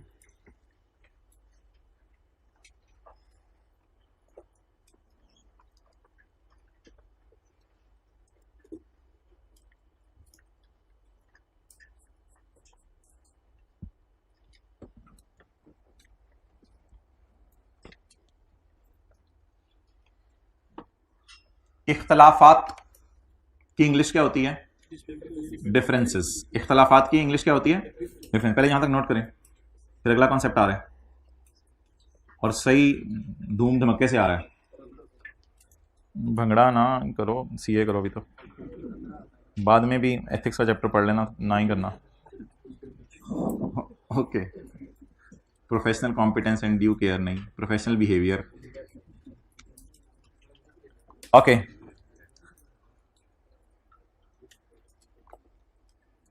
अच्छा जी, हमारे और टैक्स वालों में डिफरेंसेस आ सकते हैं। अच्छा मुझे बताएं, डिफरेंसेस जो लोगों के आते हैं आपस में, क्या ये ऐसे डिफरेंसेस होते हैं जो हल हो सकते हैं या ऐसे भी होते हैं जो हल नहीं हो सकते? दोनों किस्म के होते हैं। कुछ डिफरेंसेस होते हैं टेम्परेरी, लड़ लुड़ के हल हो जाते हैं। कुछ डिफरेंसेस होते हैं परमानेंट, जो कभी भी हल नहीं हो सकते। तो बता दें डिफरेंसेस जिंदगी में कितने किस्म के आ सकते हैं दोस्त के साथ? दो किस्म के डिफरेंसेस। Number one, RG. सुबह नाराज है, शाम को राजी हो गया, अगले दिन फिर सुबह नाराज हुआ है, फिर शाम को राजी हो गया। तो ये कौन से डिफरेंसेस होंगे? टेम्परेरी। और परमानेंट डिफरेंस क्या होंगे? वो तुर्की चला गया, आप जापान चले गए और आपने कहा मरने के बाद भी नहीं मिलेंगे। तो ये कौन से डिफरेंसेस हैं? बोले बोले बोले, परमानेंट डिफरेंसेस। तो अकाउंटिंग और टैक्स वालों के अंदर भी दो किस्म के इख्तलाफ हैं। दो किस्म के इख्तलाफात हैं। एक कौन से हैं? अब मैं बताऊंगा। एक कौन से हैं? टेम्परेरी, और दूसरे कौन से हैं? परमानेंट। अच्छा जी, नंबर वन, डेप्रिसिएशन। आप किधर चली गई हैं? डेप्रिसिएशन जज्बाती होगी। Depreciation, depreciation. अकाउंटिंग वाले कहते हैं कि 50% पे डेप्रिशिएट करो, स्ट्रेट लाइन, और टैक्स वाले कहते हैं नहीं 25% पे डेप्रिशिएट करो, स्ट्रेट लाइन। ये डिफरेंसेस अकाउंटिंग वालों में और टैक्स वालों में परमानेंट हैं या टेम्परेरी हैं? टेम्परेरी हैं। एक्सेलेंट। क्यों? आपने 100 रुपए का एसेट खरीदा, अकाउंटिंग वाले पहले साल 50 रुपए डेप्रिशिएट करेंगे, दूसरे साल 50 रुपए, दूसरे साल के एंड पे बीवी जीरो हो जाएगी। डन। टैक्स वालों की भी बीवी जीरो होनी है, लेकिन कब? एक्सेलेंट। 4 साल बाद टैक्स वालों की बीवी भी क्या हो गई? अगर मैं चौथे साल के एंड पे खड़ा हूं तो दोनों की बीवी, व्हाट डज इट मीन कि ये इख्तलाफ मौजूद रहा या चौथे साल के एंड पे खत्म हो गया? पहले साल के एंड पे ये इख्तलाफ था। ये कह रहा था मेरी बीवी 50, ये कह रहा था मेरी बीवी 75। ठीक है, एक मिसाल दे रहा हूं, स्लिपर पाए, टेक माय वर्ड्स बैक। अच्छा, तो बात समझाने की ये है कि दूसरे साल के एंड पे खड़े होके भी ये इख्तलाफ मौजूद था, बिकॉज इसकी बीवी मौजूद थी 50, यस, बट वो किस पे कितने में रह गई? 25। और इन द एंड दोनों की बीवीज, आप बता दें, मार गई नहीं भाईजान, प्लीज प्लीज। बीवी से मुराद पूरे सेशन में मेरी बुक वैल्यू है। ठीक है, आज मैं बर्मला स्टेटमेंट दे रहा हूं सबके सामने। बता दें जी, ये जो इख्तलाफ पैदा हुआ है अकाउंटिंग वालों और टैक्स वालों में, ये परमानेंट है या टेम्परेरी है? तो डेप्रिसिएशन की वजह से अगर कोई इख्तलाफ आया करेगा तो उसे हम कहा करेंगे टेम्परेरी। उसे हम क्या कहा करेंगे? टेम्परेरी। अच्छा, दूसरी बात, पेनल्टी। पेनल्टी अकाउंटिंग वालों ने कहा कि 500 रुपए की पेनल्टी है, सारी की सारी माइनस कर लो। टैक्स वालों ने कहा हम माइनस नहीं करने देंगे, हम माइनस नहीं करने देंगे, हम खर्चे के तौर पे रिकॉर्ड नहीं करने देंगे। मुझे बता दें अकाउंटिंग वालों ने कितना डाला खर्चे में? 500 रुपए। अकाउंटिंग वालों का एक्सपेंस, डेप्रिशिएट तो नहीं करना ना इसको, अकाउंटिंग वालों का एक्सपेंस 500, टैक्स वालों का एक्सपेंस, अच्छा इधर मुझे बताएं, अकाउंटिंग वालों का एक्सपेंस 100, टैक्स वालों का एक्सपेंस 100, अकाउंटिंग वालों का भी एक्सपेंस 100, टैक्स वालों के एक्सपेंस 100 का मतलब क्या है कि अकाउंटिंग वाले जितना डेप्रिशिएट कर रहे हैं उतना ही टैक्स वाले डेप्रिशिएट कर रहे हैं। लेकिन सिर्फ इख्तलाफ किस पे है? आरजी इख्तलाफ है कि अकाउंटिंग वाले कह रहे हैं जरा छेती छेती डेप्रिशिएट करो, टैक्स वाले कह रहे हैं जरा होली होली डेप्रिशिएट करो। तो ये अकाउंटिंग वालों और टैक्स वालों में क्या हो गया? इख्तलाफ हो गया। लेकिन ये इख्तलाफ परमानेंट था, आरजी था? आरजी था। लेकिन पेनल्टी वाला इख्तलाफ बताएं क्या है? परमानेंट क्यों है? अकाउंटिंग वालों ने कितना खर्चे में डाला, टैक्स वाले इस साल और अगले सारे सालों में मिला कितनी पेनल्टी खर्चे में डाल देंगे, कितनी लुट, जीरो खर्चे में डालेंगे। इसलिए ये फर्क क्या हो गया?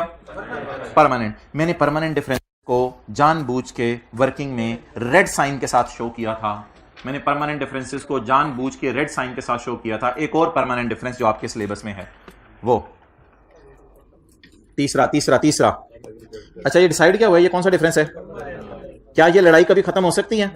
अकाउंटिंग वालों ने 500 खर्चे में डाल दिया, टैक्स वाले कभी भी जिंदगी में खर्चे में डालेंगे 500? ओके, आगे चलें जी। अगला, यार ये पेनल्टी वैसे गलत लफ्ज है, लफ्ज होना चाहिए था डिडक्शन नॉट अलाउड। लफ्ज क्या होना चाहिए था? Deduction not allowed. जो खर्चा टैक्स वाले माइनस नहीं करने देंगे वो कभी भी नहीं करने देंगे, हम अकाउंटिंग वाले कर रहे होंगे वो नहीं करने देंगे। तो ये कौन सा डिफरेंस हो जाएगा? Permanent difference. आगे चलें, एग्जेम्प्ट इनकम। बताएं एग्जेम्प्ट इनकम कौन सी है? Agriculture exempt income. अच्छा जी, अकाउंटिंग वाले कितना डालेंगे इनकम में? मिसाल के तौर पे 100 रुपए। टैक्स वाले इस साल या अगले सारे सालों में मिला के कितना डालेंगे इनकम में? 0। आप बता दें ये डिफरेंस में क्या हो गया?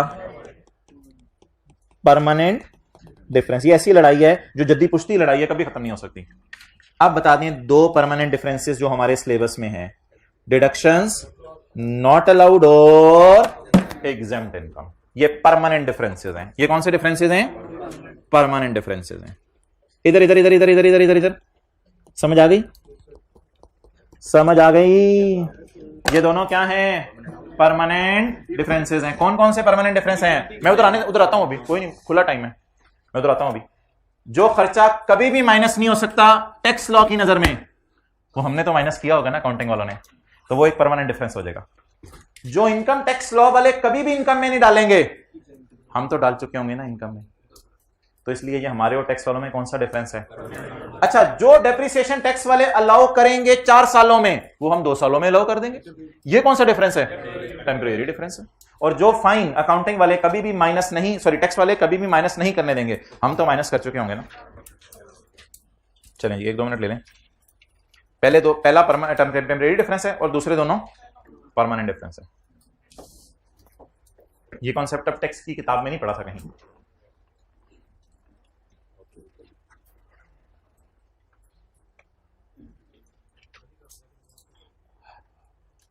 हर वो खर्चा जो माइनस नहीं हो सकता टैक्स वालों की नजर में, वो अकाउंटिंग वालों की नजर में माइनस हो चुका है, इसलिए वो परमानेंट डिफरेंस है।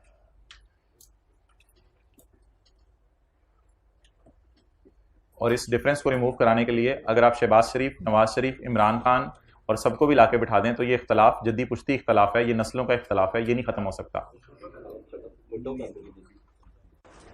भुट्टो तो जा चुके ना। आप कराची से हो? सिंध से हो?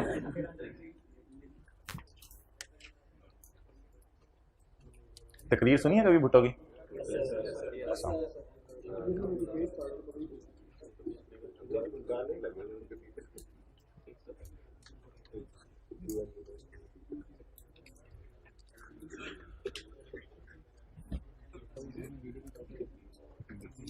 अच्छा थोड़ी देर के लिए आंखें बंद करके सोचें अगर आपके साथ वाला वज़ीर आज़म बन जाए।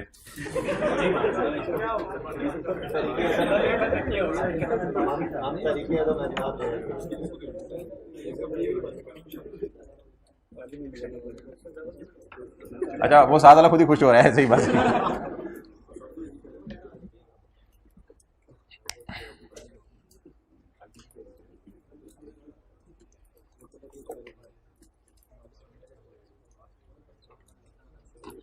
भाईजान बहुत स्लो स्पीड आ रही है आज, छेती करो। ये अपनी स्पीड की करा रही है ना घर में, इसको रिफ्रेश करके आया करें। भाईजान ये क्लोजिंग बीवी है, ये भी क्लोजिंग बीवी है, दोनों की क्लोजिंग बीवी।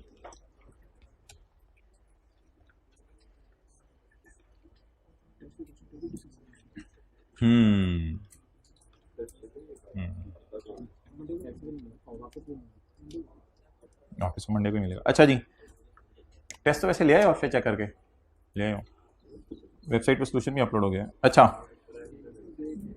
वो तो किताब के ही थे दोनों सवाल।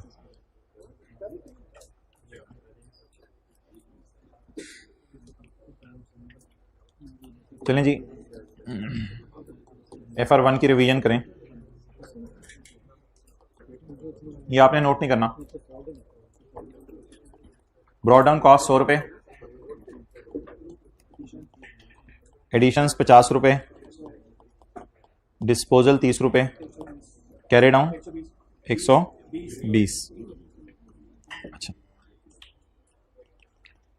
Accumulated depreciation account, brought down 12 रुपये, डेप्रिसिएशन 32 रुपये, डिस्पोजल।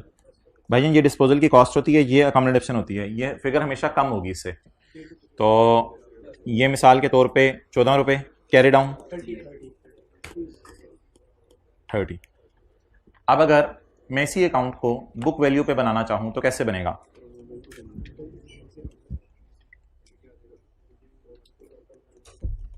एसेट अकाउंट अगर मैं बुक वैल्यू पे बनाना चाहूं, ये तो किस पे था? कॉस्ट पे था। तो कैलकुलेटर के बगैर जरा बता सकते हैं ब्रॉड डाउन कितने?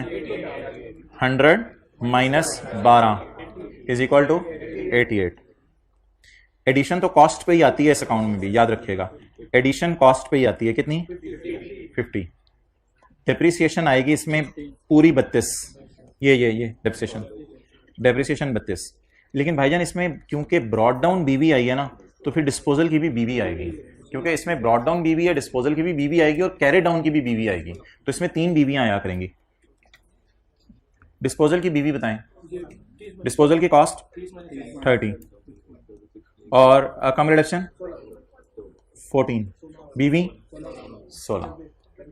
अच्छा जी, कैरी डाउन बैलेंसिंग 90, और ये 90 बराबर है इस 120 माइनस 30 के, ये 90 बराबर है। तो एसेट अकाउंट कॉस्ट पे भी बन सकता है और अकॉमोडेशन अकाउंट फिर अलग बनाना पड़ेगा, या एसेट अकाउंट बुक वैल्यू पे भी बन सकता है। अब एक अकाउंट बना दें यहां पर डिस्पोजल का कॉस्ट बोलें 30, वो ऊपर से आ रही है ये वाली। अकामुलेटेड डेप्रिसिएशन 14, ये वाली। कैश मिसाल के तौर पे एसेट को अच्छा मुझे इस वक्त बताएं एसेट की बीवी कितनी है?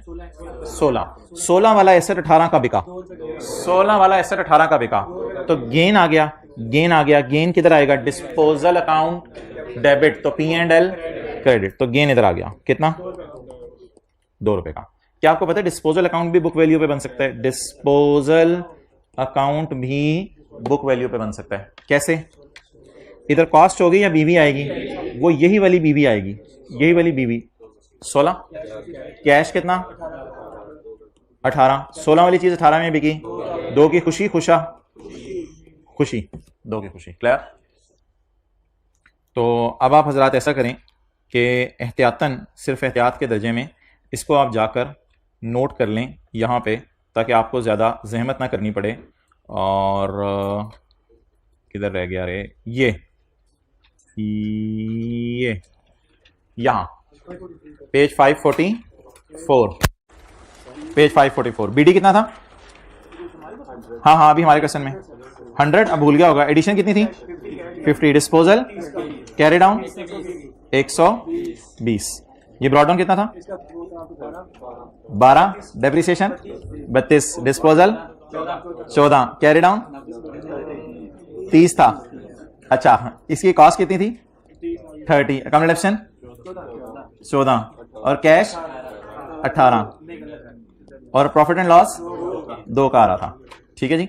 और इसी तरह नीचे वाला भी आप पूरा कर लें।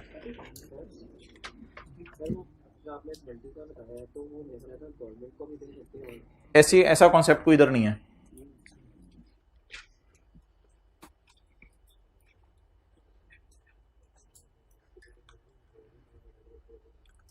बबलू कहां जा रहे हो?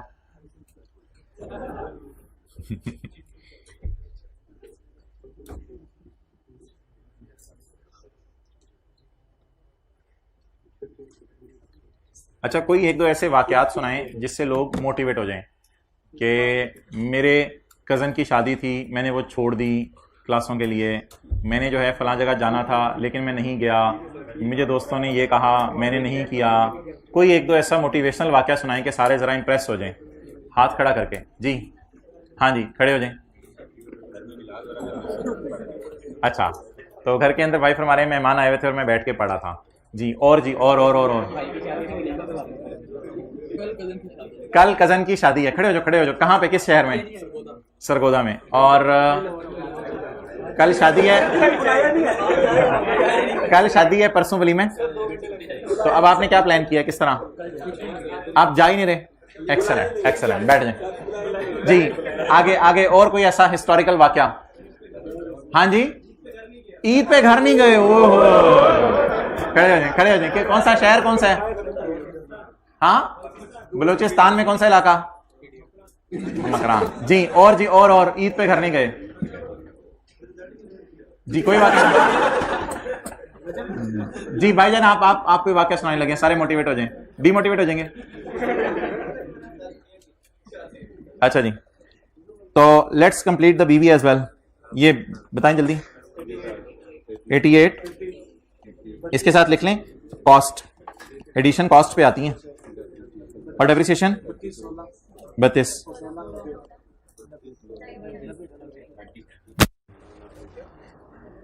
ये वाला 16 इधर आता है।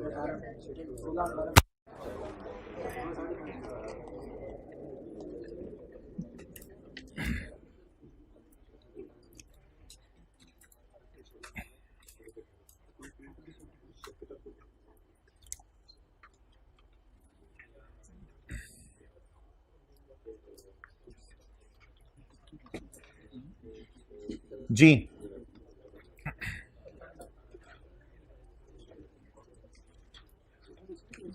हाँ जी,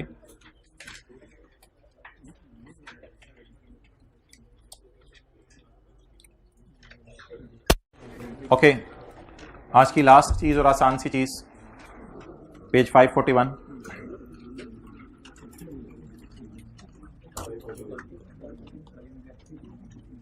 page 541।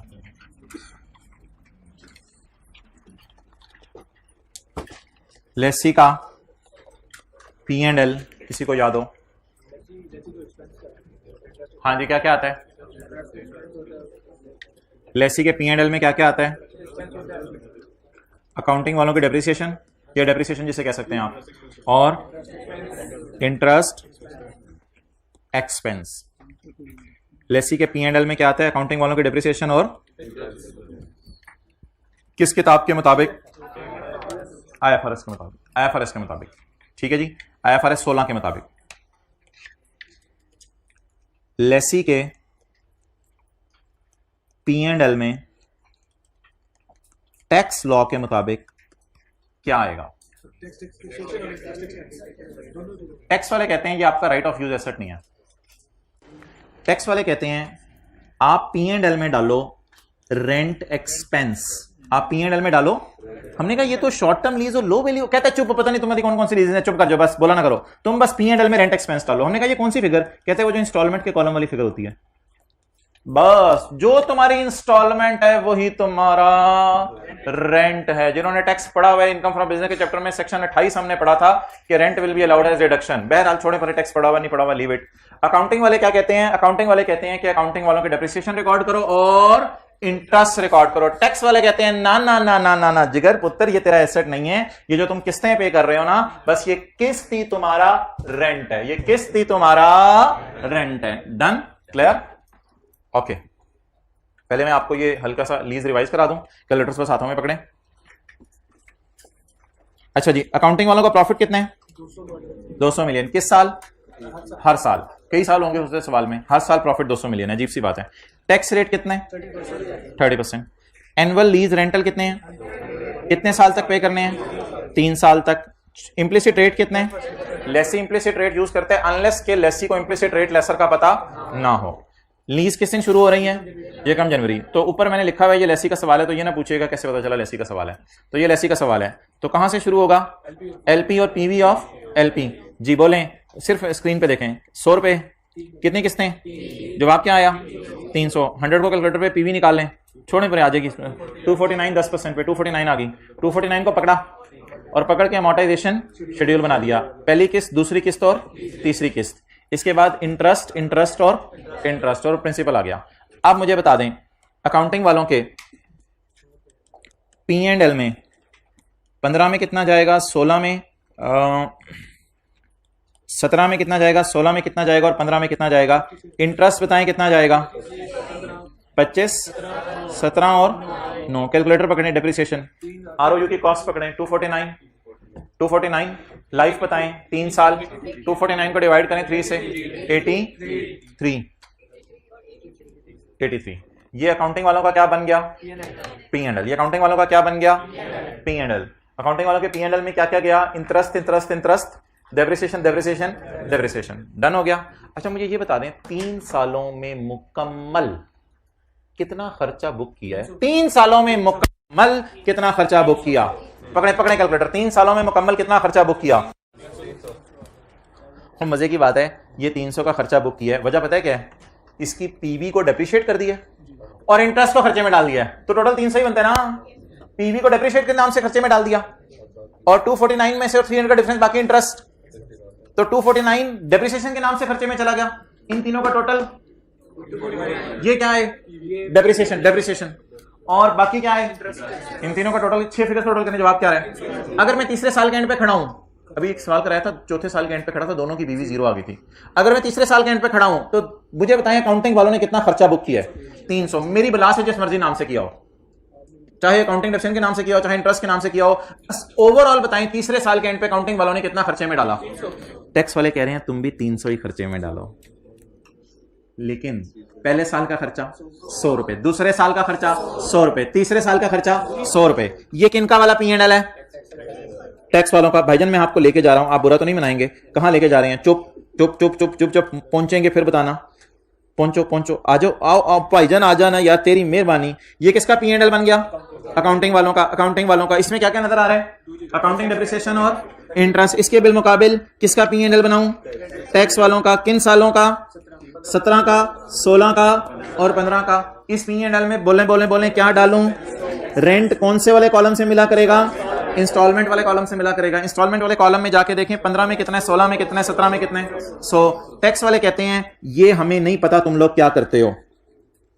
Guys, we don't know what is this. What the fishy thing you are doing, we don't know. Done? तो बता दें अकाउंटिंग वालों ने कितना खर्चे में डाला? It's not so. अकाउंटिंग वालों ने कितना खर्चे में डाला? ना अकाउंटिंग वालों ने कहां खर्चे में डाला? वो तो मैंने छुपा दिया है। टैक्स वालों ने कितना खर्चे में डाला? 100।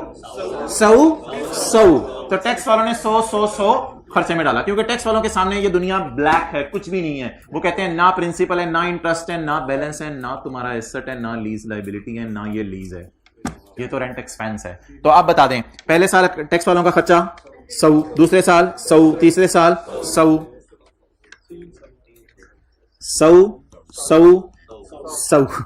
अच्छा, टोटल 300। अब बता दें हमारे और टैक्स वालों में जो इख्तलाफ आया वो एक आर्जी नेचर का इख्तलाफ था, क्योंकि पहले साल 25 108 खर्चे में डाल रहे थे। कौन? हम। लेकिन टैक्स वाले कितना खर्चे में डाल रहे थे?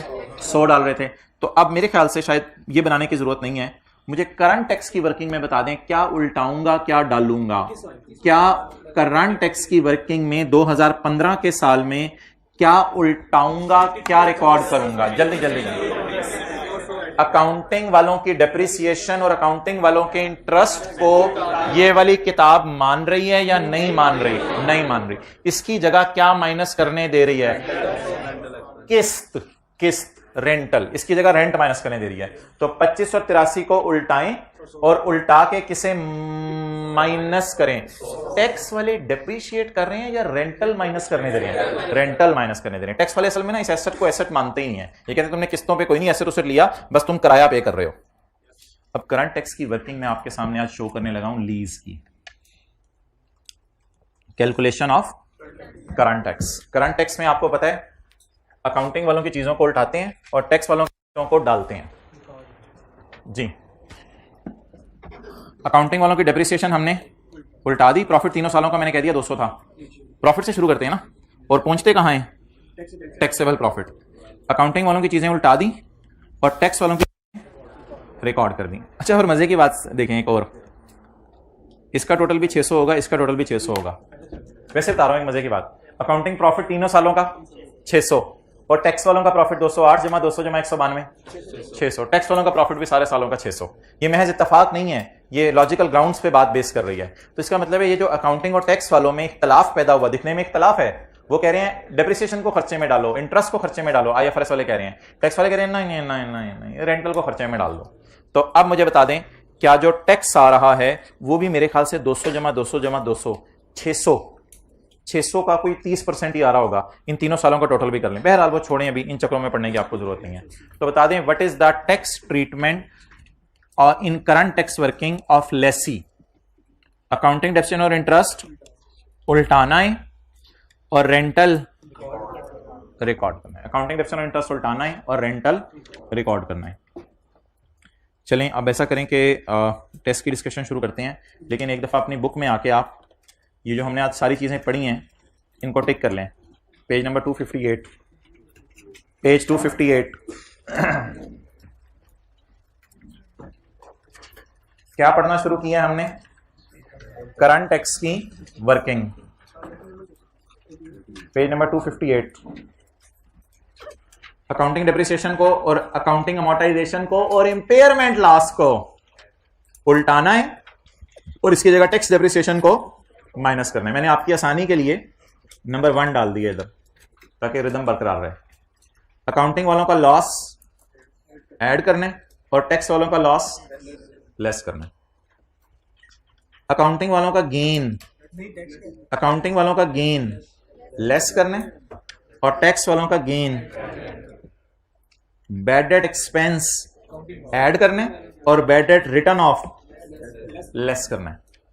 अच्छा, अगली चीजें आपको समझ नहीं आएंगी, ये दोनों बता दें कि जिसके साथ मैंने 6 लिखा हुआ है। अकाउंटिंग वालों की डेप्रिसिएशन ऑन लीज्ड एसेट और interest expense on leased asset क्या करना है? ऐड। इसकी जगह लीज रेंटल क्या करना है? लेस करना है। तो ये एक रिदम में चीजें चल रही हैं। 1 की जगह 1, 2 की जगह ये, 3 की जगह ये, 4 की जगह ये, 5 अभी पढ़ाया नहीं, 6 यहां 2 हैं, इनकी जगह क्या माइनस करने की जरूरत है? लेकिन रेंटल पेड आपके लिए कंफ्यूजिंग चीज है। यहां आपने ना इंस्टॉलमेंट वाले कॉलम से फिगर उठाया करनी है कि जो आपने इंस्टॉलमेंट पे किया है वो माइनस करने की जरूरत है। और कोई चीज यहां पड़ी हो तो मुझे हाईलाइट करवा दें। एक्सेलेंट। ये एग्जेम्प्ट इनकम और डिडक्शन नॉट अलाउड, ये 2 चीजें भी आज पढ़ी हमने।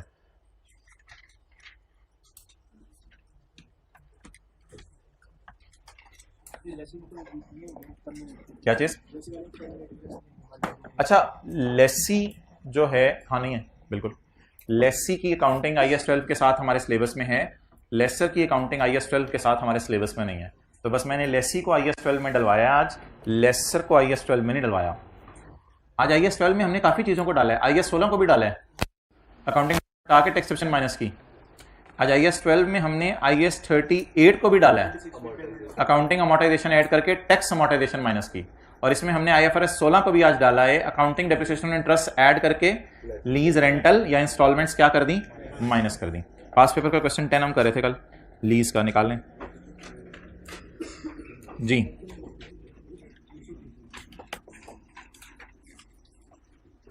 ये जो डीलर लेसर होता है या सप्लायर लेसर या मैन्युफैक्चरर लेसर, इसके पास क्या प्लांट वगैरह मशीनें वगैरह स्टॉक के तौर पे इन्वेंट्री के तौर पे पड़ी होती हैं? जी बिल्कुल। अब मोहतरम, अगर ये साबित हो गया था कल कि मशीन बी की लीज में पांचों के पांचों टेस्ट का जवाब नो आ गया है, तो ये लीज कौन सी है? Operating lease.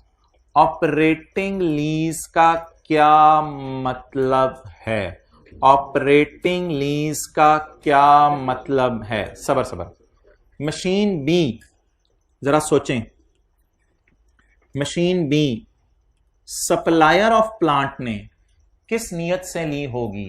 कैश पर बेचने की नियत से ली होगी, क्योंकि इसका तो कारोबार सप्लाई करना है चीजें। लेकिन कैश पे शायद बिक ना रही हो, तो किसी कस्टमर ने आके कहा कि मुझे आप लीज पे बेच दें। तो जब मशीन बी इसने खरीदी होगी, मशीन बी इसने खरीदी होगी, तो बाजार से कितने की खरीदी होगी? 15 मिलियन की या 18750 की? 15 की। एक्सेलेंट। ये डीलर लोग करते क्या हैं? डीलर लोग बाजार से चीज खरीदते हैं कॉस्ट पे और आगे फेयर वैल्यू पे बेचते हैं, ठीक है?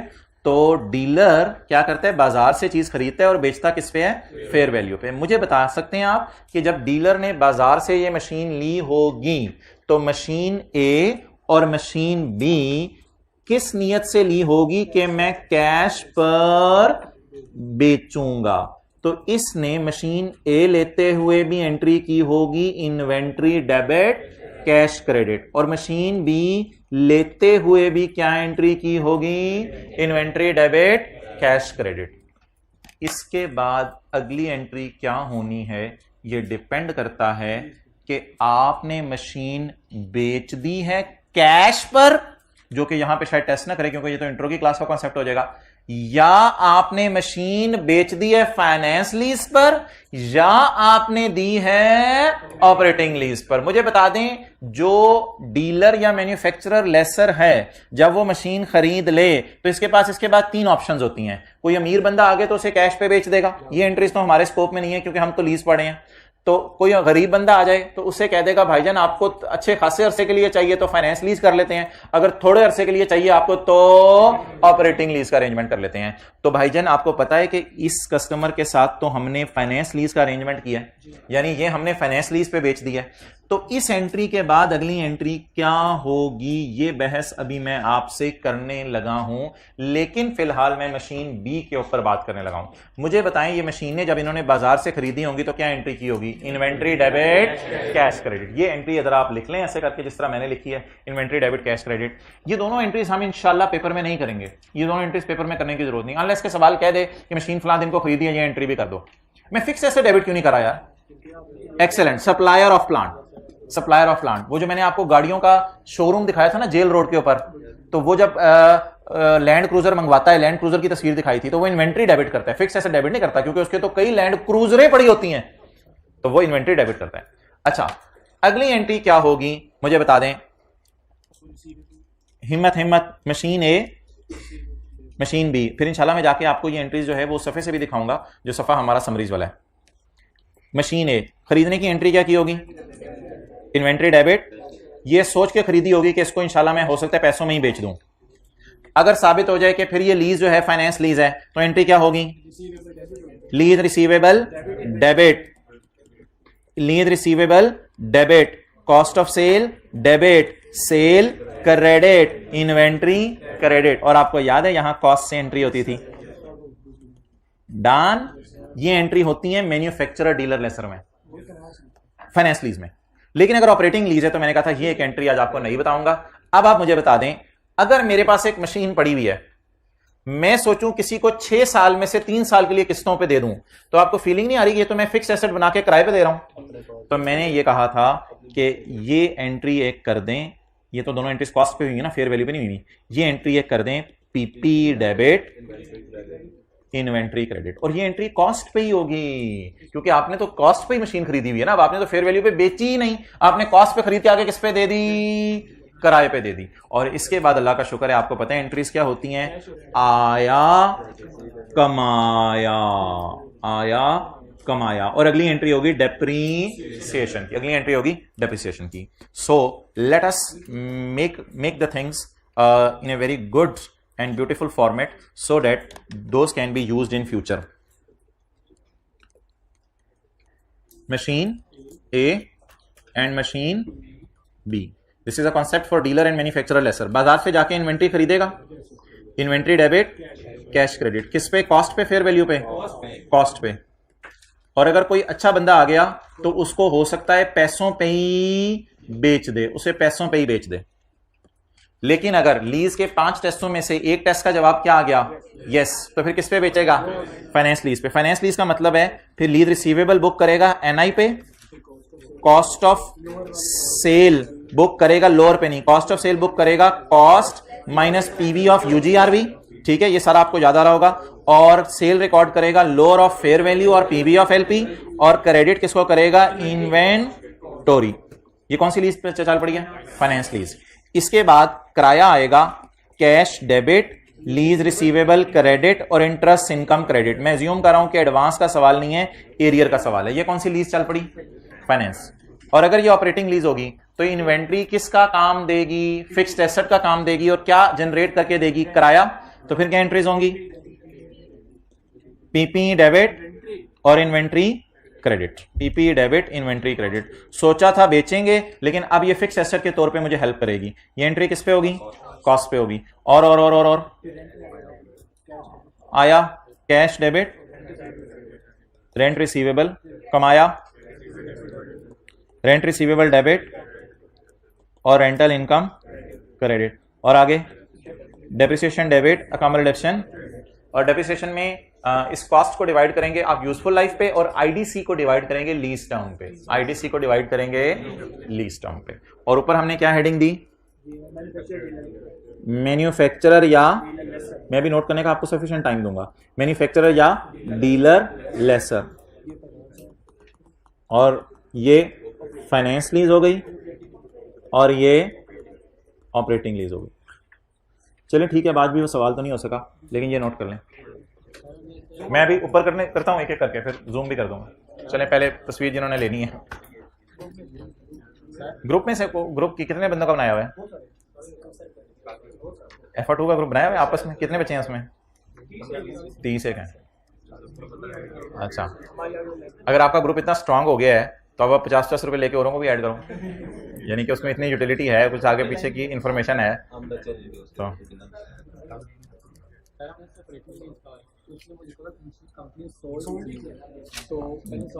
जी बिल्कुल, इस सवाल का जवाब देता हूं मैं. समझ लो इसी का जवाब देने आया हूं.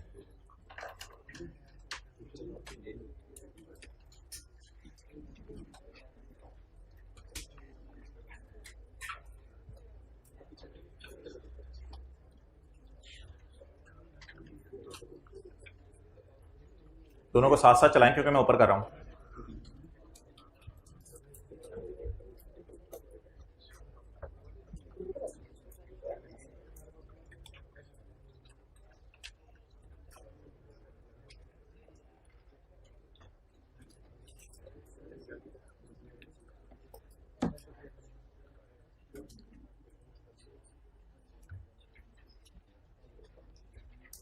ओके,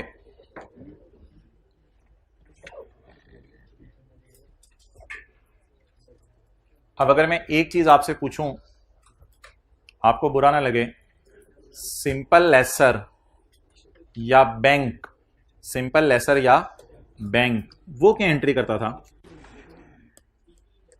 एसेट डेबिट कैश, या पीपी डेबिट कैश क्रेडिट. इन दोनों की जगह सिंपल लेसर क्या एंट्री करता था? Asset debit cash credit. वो सिर्फ एसेट को खरीदता था और खरीद के किस पे दे देता था?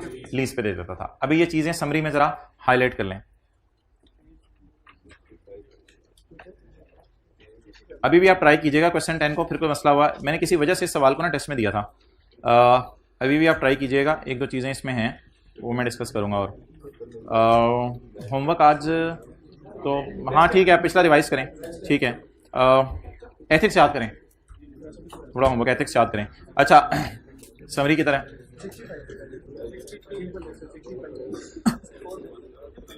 पेज नंबर यार एक चीज बड़ी मजे की होने लगी है, आप समझ रहे हैं कि समरी में हुई हुई और मुझे पता है कि नहीं हुई हुई, तो नहीं हुई हुई को जब हुई हुई करवाना पड़ेगा तो हुई हुई किताब को बंद ना करें, हुई हुई किताब को खुली रहने दें। हाँ जी, आपको तो मैंने ये बताया था कि सिंपल लेसर एंट्रीज करता है ऑपरेटिंग लीज की, ये ऐसा डेबिट, पेज नंबर 65, ऐसा डेबिट कैश क्रेडिट, ऐसा डेबिट कैश क्रेडिट, आया कमाया और डेप्रिसिएशन, याद है? तो आज मैंने आपको यह बताया है कि मैन्युफैक्चरर और dealer lessor, here inventory will become an asset just like and will be depreciated, the shifting general entry would be debit PP and credit inventory. Neptune limited वाला मशीन बी वाला सवाल। ये किताब का कौन सा पेज है? 66। असल में मेरे भाइयों बबलू, ये पहली एंट्री करता है inventory debit cash credit cost पे, और अगली एंट्री क्या करता है बोले? पीपी डेबिट इन्वेंट्री क्रेडिट, किस पे? कॉस्ट पे। वो सेकंड फ्लोर पे कौन सा रूम है? 8, रूम नंबर 8 में आ जाएं 1-2 मिनट बाद, जो लोग जरा मेंटली फ्री हैं, रिलैक्स हैं, वरना कल यूट्यूब के ऊपर देख लें, मेरे ख्याल से 20-25 मिनट की डिस्कशन होगी। IS 21 के MCQs हैं। क्लोज करो यार। सवाल में लिखा हुआ था ही सोल्ड 2 मशीन्स। ये जो सोल्ड का लफ्ज है ना मशीन है, और भी ये धोखा है। सोल्ड का लफ्ज लीज में चलता ही नहीं। सोल्ड जब भी लफ्ज आ जाए आपने टेस्ट लगा के देखनी है फाइनेंस या ऑपरेटिंग है, तो फाइनेंस वाली को सोल्ड कह सकते हैं, दूसरी वाली को सोल्ड कहना मुनासिब नहीं था वैसे।